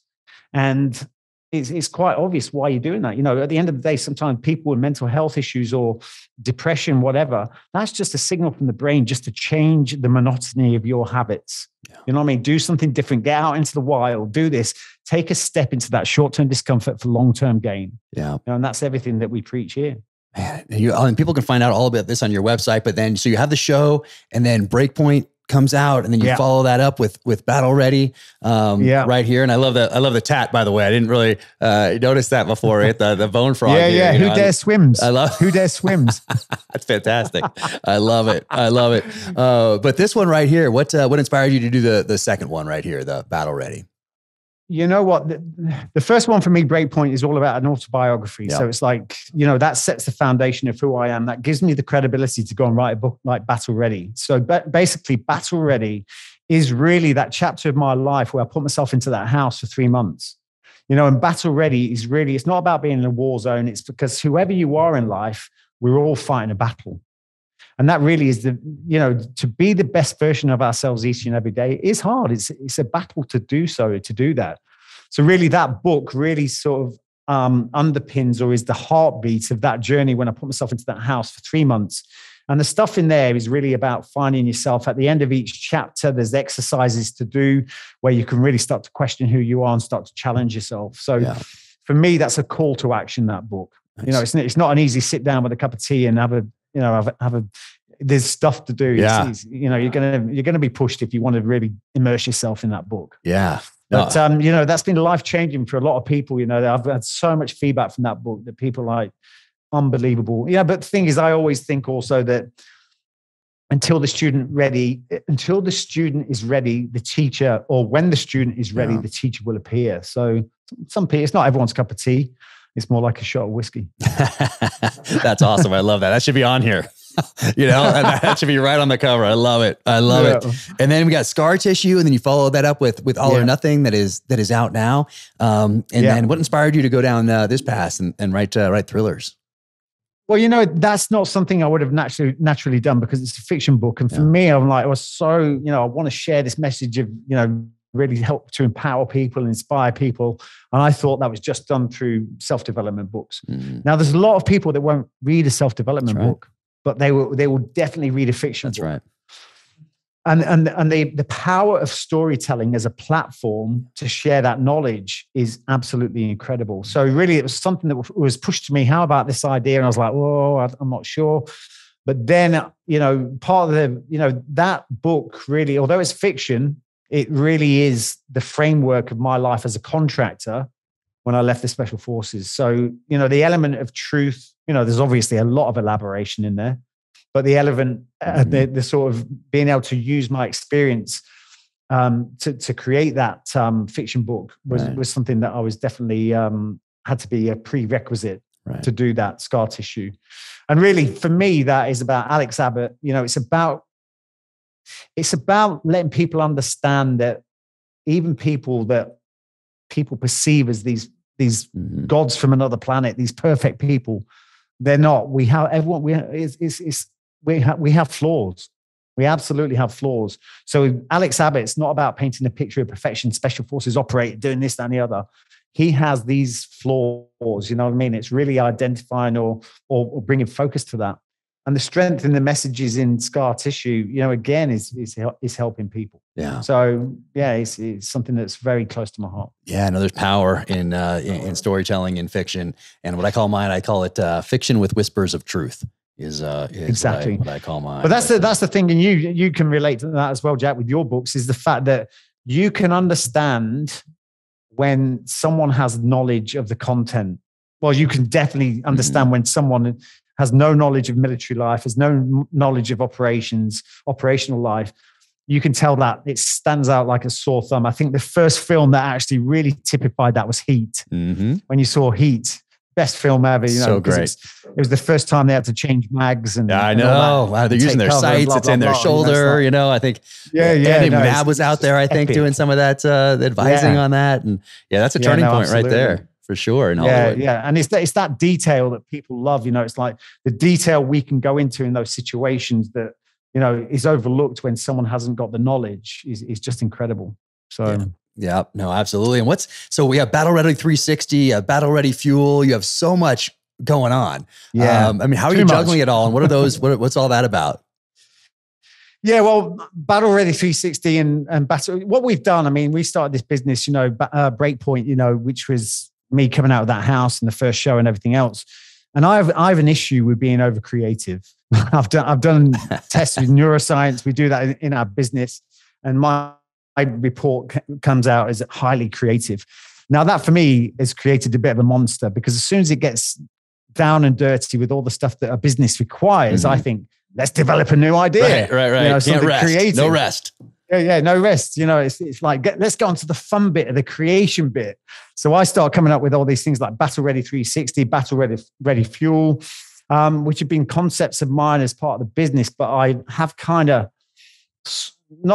I'm still a part of those massively, but I'm not heavily involved. I work on the business as opposed to in the business. Got it. So, you know, I've sort of sold them on as a license. I'm still involved with BR360 as Foxy is, Jason Fox is.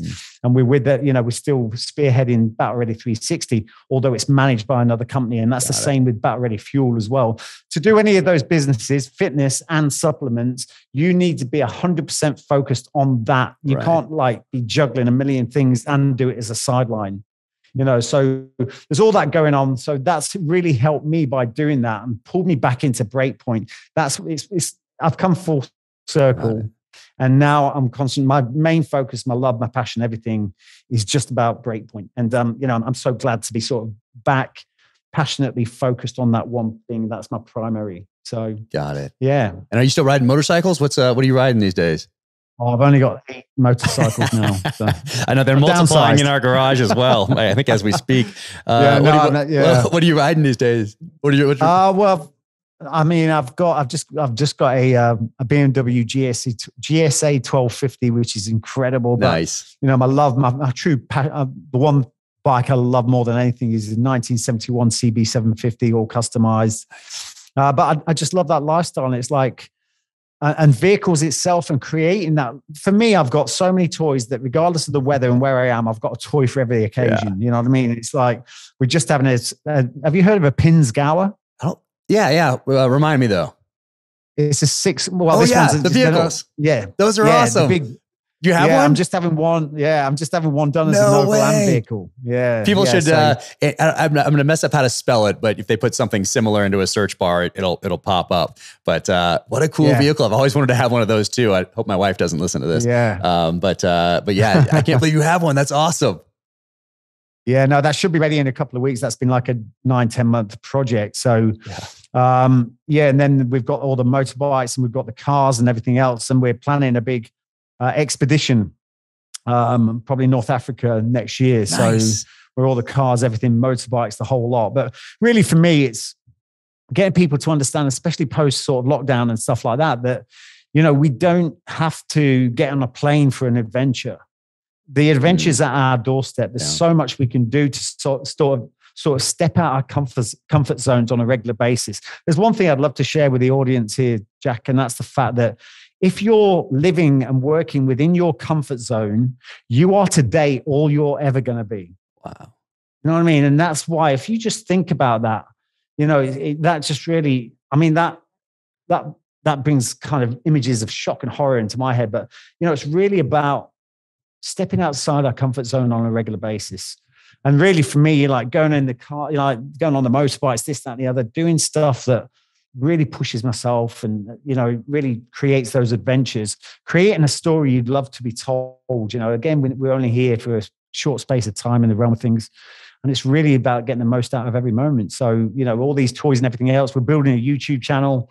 You know, it's really about sharing those adventures, inspiring people to really start to positively gear their lives and do something that's a little bit out of the ordinary. Oh, yeah. So, oh, that's amazing. Yeah. The bikes are incredible. I love watching. I'm sure you've watched the Long Way Around with Ewan McGregor and Long Way Down, Long Way Up. You know, those. I love watching those shows. They're so inspiring. But yeah, some of I love the bikes as well. Hopefully, we can link up for a ride at some point, either in this country or overseas. You know, in the UK or Africa or somewhere. That'd be amazing. Yeah, well, we're going to head that way, mate. So at some point, you know, we've got so much. You know, the US is like coming into our. You know, into our that sphere. You know, we keep hearing about the US, so that's something that's definitely on our check. We feel we're being called over there, so nice. Definitely. Oh man, I love that. I love looking at your Instagram and seeing those bikes and all the things that you're doing. I mean, it's so inspiring. But then you also have some charities that you're involved with, and Rock to Recovery. Maybe there's a couple other ones out there. What are you focused on right now? Yeah, to be honest, I like Rock to Recovery. That's mainly sort of Fox's charity that he's involved with. But, you know, we do a lot of stuff when it comes to Rock to Recovery. But really, you know, we've gone from a few charities, this, that, and the other. You know, we start to, you know, we focus on a charity for sort of 12 months and then, you know, go to another charity. But we've sort of gone to the Legion now, the Royal British Legion, which is more across every sort of, you know, all three services. So the Air Force, the Navy, and the Army. So it's really about sharing the love, if you want to call it that, you know. And then there's a thing in this country called the Air Ambulance, you know, which is totally funded by our charities. It's not government funded whatsoever.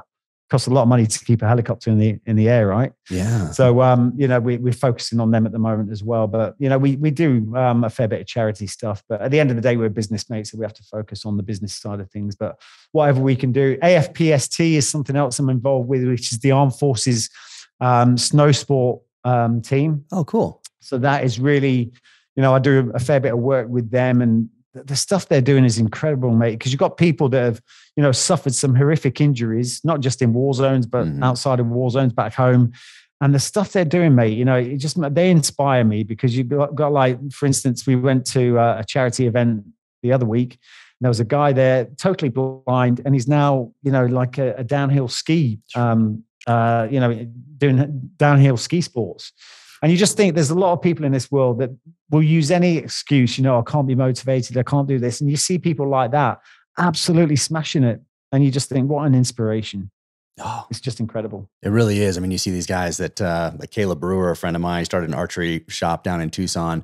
But got his legs blown off in Afghanistan, former special forces guy. And you see him working out, like doing CrossFit workouts on these. Yeah. I mean, it's incredible to see that. Yeah. And there's so many, there unfortunately are so many people out there that have those injuries and are living with them and are an inspiration should be an inspiration to everyone. So to see that is just incredible, man. And so I know you're focused on Breakpoint right now, but what else do we know if there's going to be another SAS show, or is there another season, or what are you looking for? Like the next 5-10 years? What are you excited about? Well, first of all, I mean, we want to make Breakpoint global. So, you know, US is a focus, Australia is a focus. And the show SAS Australia, which has been an absolute amazing hit out there. It's probably one of the best shows on TV out there. We just got nominated for 2 Logies. And we should be filming out there towards the back end of this year. Nice. maybe in January, February. But what I'm doing in November, which is quite awesome, I'm really excited, and I'm putting all my time and training into at the moment. I'm climbing a mountain called Amadablam. I saw that on your Instagram. Yeah. And I'm doing that with Nims. So anyone that doesn't know Nims, he's the ex-Gurkha, the first ever Special Forces, or the first ever Gurkha to pass Special Forces selection in the UK, who then went on to, he's left the military now, but he went on to, and you should watch it on Netflix, totally inspiring, 14 Peaks. Yep. And the record for climbing 14 peaks over 8,000 meters was about 7 years. And he did that in just over 6 months. Amazing. So truly inspirational guy. So I'm climbing Amadablam with him in November. There's a group of us. But I'm doing that for charity for Movember. You heard of Movember? I've heard of Movember. Yeah. It's like my year. So, yeah. So I'll be doing that in November. So I'm training hard for that. I'm spending time in an altitude chamber. I'm working with Manchester Metropolitan University, where they're total lab rat with bits hanging off me and stuff like that. So that's a big focus of my time at the moment. So that's my focus at the moment. I need to put a lot of time and energy into that. I'm away for a whole month away from the business, which will kill me in itself. And then hopefully when I come back from there, we will then be looking to go out to Australia maybe not to Australia for filming, but not sure on the location yet, but the next series of SAS Australia. Amazing. Oh man. And I know people are going to ask me, what watch are you rocking right there? That's a Panerai. There you go. Submersible. There you go. Our Frogman roots right there. Yeah. So I grabbed the Vertex because of the UK connection. Old UK World War II watch right there. So I grabbed this right before we hopped on the watch stuff. But the Panerai stuff right there. Some of those ones from back in the day, they're huge. Yeah. Have you seen the ones they actually wore? They're gigantic. Yeah, massive. Yeah, it's funny because I was filming I was with Foxy, and we went into Sydney just before or between we were filming. It's actually between we were filming two series, and we went into Sydney into the Panerai shop, and I'd not seen this before. It's the submersible Carbotech. And on the back of there, it's got, they'll diver with the LAR5 rebreather on and everything. And the guy in the shop is showing us, he says, do you know the history behind these watches? And I was like, a little bit, but tell me what you know. And this guy's going on and saying, the submersible, the SDVs and all this kind of stuff. And I went, oh yeah. I said, well, me and my mate here, we're frogmen, and I'm actually an SDV pilot. And this guy is laughing. He's like, laughing at me and Foxy. Anyway, that happened. We bought the watch. I had to buy the watch once I saw the frogman on the back. I know it. And then later on, that series then aired on TV, and the guy from the shop actually emailed me, said, "Oh my God, I can't believe I've just seen you on TV wearing the Panerai." And obviously, you then realized the story we were telling was the truth. So. That's funny. I wonder how many guys go in there and try to get a deal by telling them I was a frog. Exactly. Man. Yeah. Well, I got no deal. No deal. I know that's how it goes sometimes. Oh man, that's awesome. That is awesome. Oh man. Well, man, thank you so much for spending this time today. I sincerely appreciate it. It's a pleasure, man. You've got a big day coming up, haven't you? 1st of July. Yeah, we did. Thank you. Yeah, 1st of July. Got the show coming out with Chris Pratt here. We were just in LA for the premiere a couple days ago. And actually, I went into the Panerai shop in LA, and because I'm always looking. They used to have these SDVs. So they have the models set up. They had the World War II models, which were essentially torpedoes. For those guys back then with the watch around it. So every time I see a Panerai shop, I go in there and poke around a little bit, see what they have going on. But yeah, I mean, did the premiere, and that was crazy being in LA and having everybody come out for it and see it on the big screen. And it's so different seeing it on the big screen. I've just been watching it on my laptop and making my notes and my edits and sending those in. But when you see it in a movie screen, and I mean, it is incredible to see it like that. And what an achievement! Couldn't be more thrilled with how it came out. Yeah, because, well done. Well, thank you. And as you know, working in film, it's like there are so many opportunities where these things can go off the rails because there are so many people involved and so many different ideas and so many notes all the way up and down, essentially the chain of command. And there are so many opportunities for these things just to fall apart. So a couple of my takeaways were that, hey, I'm shocked that anything ever gets made in Hollywood, and Yeah. 2, that anything good gets made. Because now I kind of see how it works. But we got lucky, and it's all about that team. You know, it's all about that team and having that trust. And you can see that with you guys on your show. Definitely. You have this trust together. You're making something amazing. And, you know, that's how it was from the beginning on this thing with Chris Pratt and Antoine Fuqua and the showrunner and me. We all got together and we had this bond right from the beginning, and then slowly started building out the team from there. So, you know, just like anything in life, that trust, you know, both up and down the chain of command to the sides, your peers, it's having that trust is the most important part. And I think that's why we ended up getting this thing made. Yeah. Well, it's all about energy, isn't it, mate? When you get the energy right and it flows, something great happens. Yeah. And like in any sort of artwork, it's that, whether it's a book or a show, it's this intangible thing, and it's that heart. You know, it's, and you can't really, there's not a formula for it, but when you have it, when you watch it, whether it's a TV show or it's a movie or it's a painting or it's a sculpture or it's a house, architectural drawings of this house, book. I mean, it is, when it has that heart, it's just that intangible, but you don't know ahead of time, and you kind of, until you see it. And then, it's that heart is what stands out, but you can't tell somebody how to do it. There's not a formula. There's not a this A, B, C, D, then you get heart. Negative. It's like, it's this thing. And when you feel it, you can't buy it. You can't borrow it. You can't, it's special when you get it. Special when it works out that way. Absolutely. So. Well, I'll be watching, mate. So 1st of July, I've been sitting, the previews look amazing, mate. The previews look so good. Thank you. Yeah. Thank you. I appreciate that. I'll be there for you, mate. Oh, you're awesome. You're awesome. Thank you so much. And I love everything you have going on. And thank you for the inspiration and all the things that you guys do. And I hope everybody goes to your website and checks it out, because it is. And that first picture that I talked about in the beginning with you with that art, kind of that artwork on the kind of the background that makes this picture really stand out. I mean, that's powerful. So I hope everybody goes and checks out what you have going on, follows you just on a day-to-day basis, because it's cool to follow along on this journey and through someone who's positive and inspiring. And like we talked about, it's important who you follow these days. And that's, that's why I follow you on the social channels. And that's why I have all these books. So, so thank you so much for all you do and for sharing your story and being so honest about it in here. Cause this book, this one right here, they're going to help. I mean, as you know, they've helped a ton of people and will continue to help a ton of people. So man, thank you for everything. Yeah. And listen, thank you for having me on the show. I really appreciate it. It's been great to talk to you. Very natural, very flowing, and I've really enjoyed it.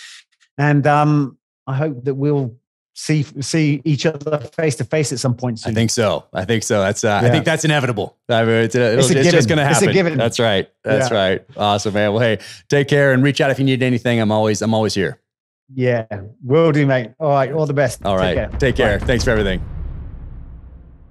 The home buying experience can be a daunting one. Navy Federal Credit Union is here to help military members and their families tackle home ownership. They offer mortgage options with 0 down payment, so you don't need to wait years to save.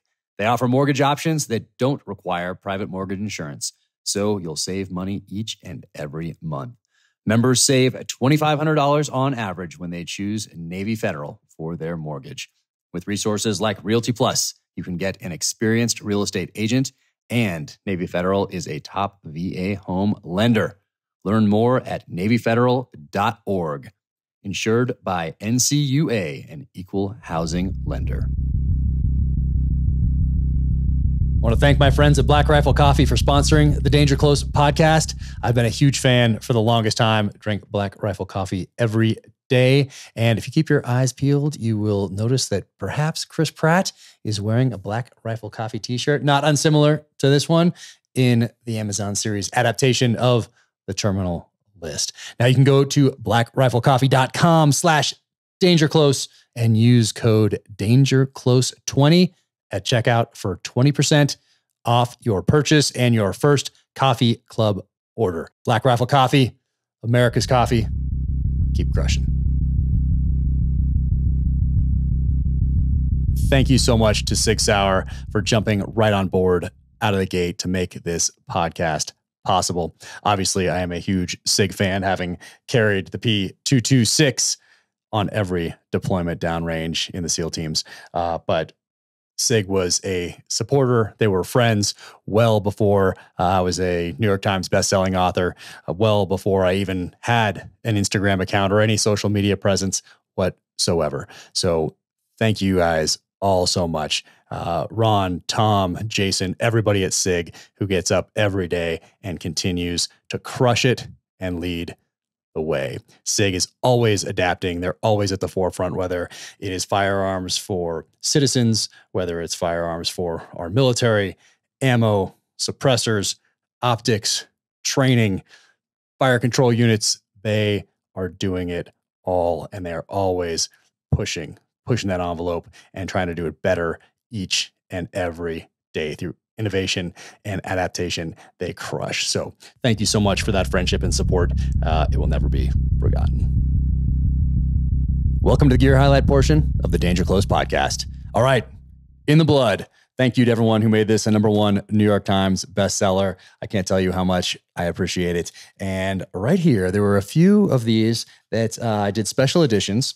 Right there, you can see this is a shot through edition. So I shot through this thing with a 338 Lapua, a Barrett, and sent these to bookstores across the country, small, independent, local bookstores, kind of to give a little incentive to go and help out those small businesses. So there are a few left. A few have been discovered at Foxtail Bookshop and at Midtown Scholar Bookshop.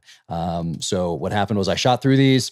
Right there, that page right there, sent these pages back to Simon & Schuster, signed them, and Simon & Schuster bound these into a few of the hardcover editions, and those were shipped to these small independent bookstores. So if you want one, Foxtail Bookshop, and that is FOXTALE Bookshop, SHOPPE.com/Jack Carr. So they have a few copies, as does Midtown Scholar, and that's MIDTOWNSCHOLAR.com/signed-copies/in-the-blood. But if you go to Midtown Scholar and just type Jack Carr in the search bar, I'm sure it will pop up. Same thing with Foxtail Bookshop. So those are the two independent bookstores that have a few of these left, or found a few of these. So right there, but they will not be around for long. A lot of people on Book Tour came up and asked where they could get these. And at that time, I thought they were all gone. So just a few left at Foxtail and at Midtown Scholar. So if you want one, that's where you get them. All right. What else is going on here? July 1st. July 1st will quickly be upon us, and The Terminal List, starring Chris Pratt, coming to Amazon Prime Video.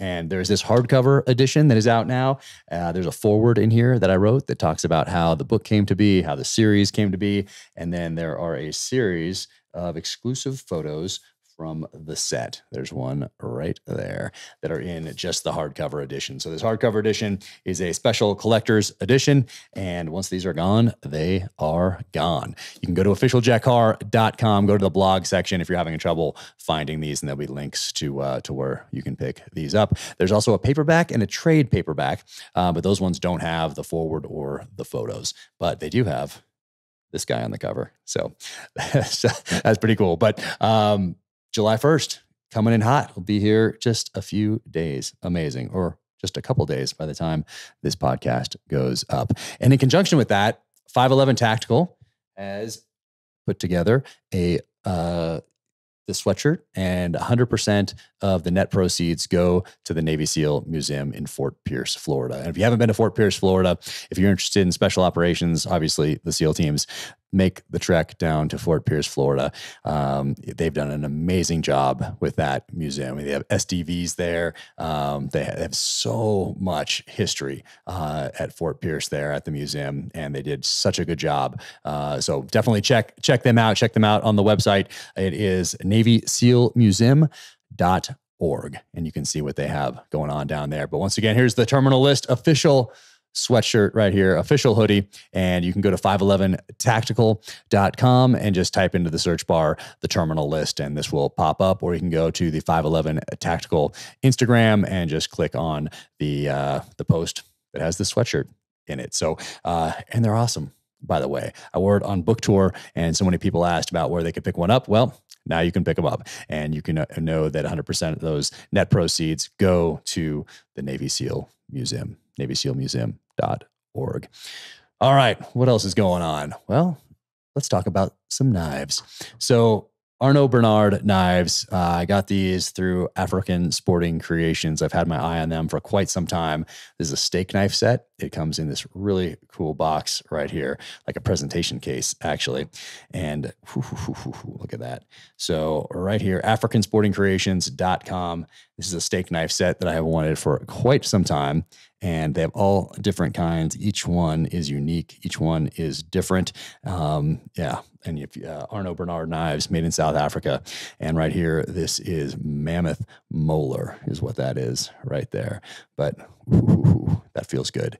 But yeah, thank you so much, African Sporting Creations. They have a whole bunch of great stuff on there, including the Courtney boots that Rafe Hastings wears in my novels. And yeah, African Sporting Creations. They're the only people that import those boots in. But yeah, look at that right there. Presentation case for the steak knives. And there they are. They're all padded. So I'll take that foam out of here, but these just got here. Really cool. So once again, AfricanSportingCreations.com. Click on the knives, click on the steak knives, and you can check out all the things they have going on there. All right.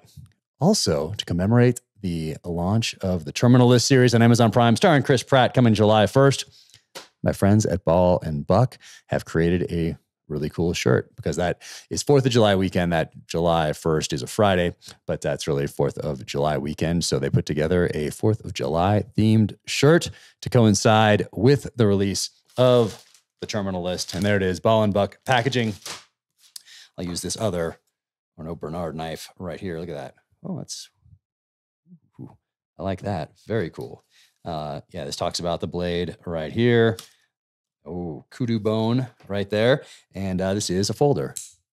There we go. Look at that. Also from South Africa, Arnaud Bernard right here from African Sporting Creations. So let's go ahead and open this bad boy up. I don't want to cut the... Oh, that was sharp. Check this out. Glad I didn't slice through the shirt right there. Oh, yeah. Look at that. Let's open this bad boy up here. So Ball and Buck, go to ballandbuck.com on Friday, the 1st, and that's when these drop. So yeah, look at that. So Ball and Buck collab right there. What does that say? Jack Carr right there. This is their Hunter's shirt right there. You can see it on the tag. And 4th of July theme. Look at that. 4th of July themed Ball and Buck shirt. And what is that? Oh yeah. Cross tomahawks right there. Nice. Cross tomahawk right there. Nice. And somewhere in here, yep. I don't know if I should say this because it's kind of like inside baseball, but there's a tag inside this shirt, inside all of Ball and Buck's stuff that has the Second Amendment in there. And look what they did here also. Look at this.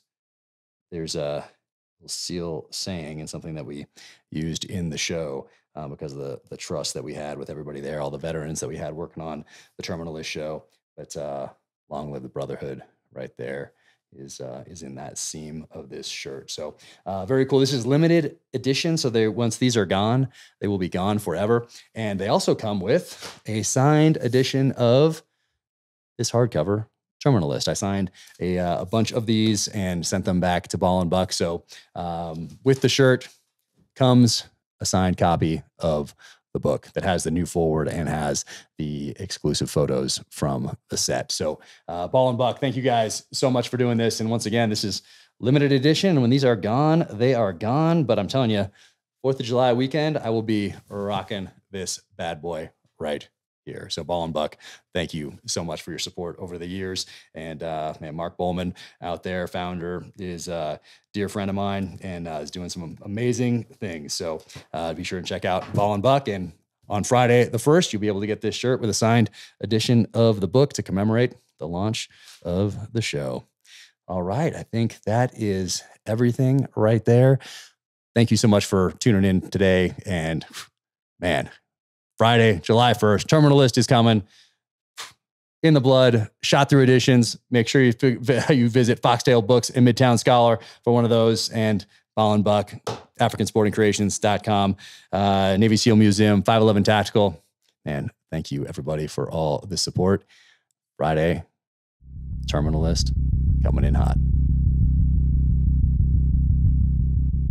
Thank you for tuning in to the Danger Close podcast, an Ironclad original presented by Navy Federal Credit Union.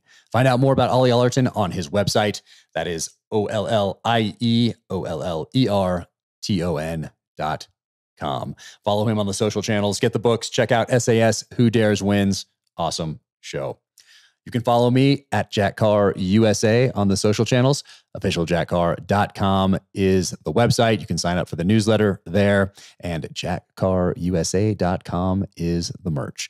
If you enjoyed this conversation, be sure to leave a 5-star rating and review wherever you get your podcasts. And this Friday, July 1st, 2022, The Terminal List, starring Chris Pratt, is coming to Amazon Prime Video. So check that out. And you can also get a hardcover edition of The Terminal List. And in here, there's a new foreword that I wrote, talks about how the book came to be, how the series came to be. And then there are a series of photos in here like these that are exclusive from the set. So you can check that out as well. If you have a hard time finding it, you can go to officialjackcarr.com, hit the blogs, and there'll be links to it from there. Thank you so much again for tuning in. Take care out there. Be safe. Stay strong. Keep fighting.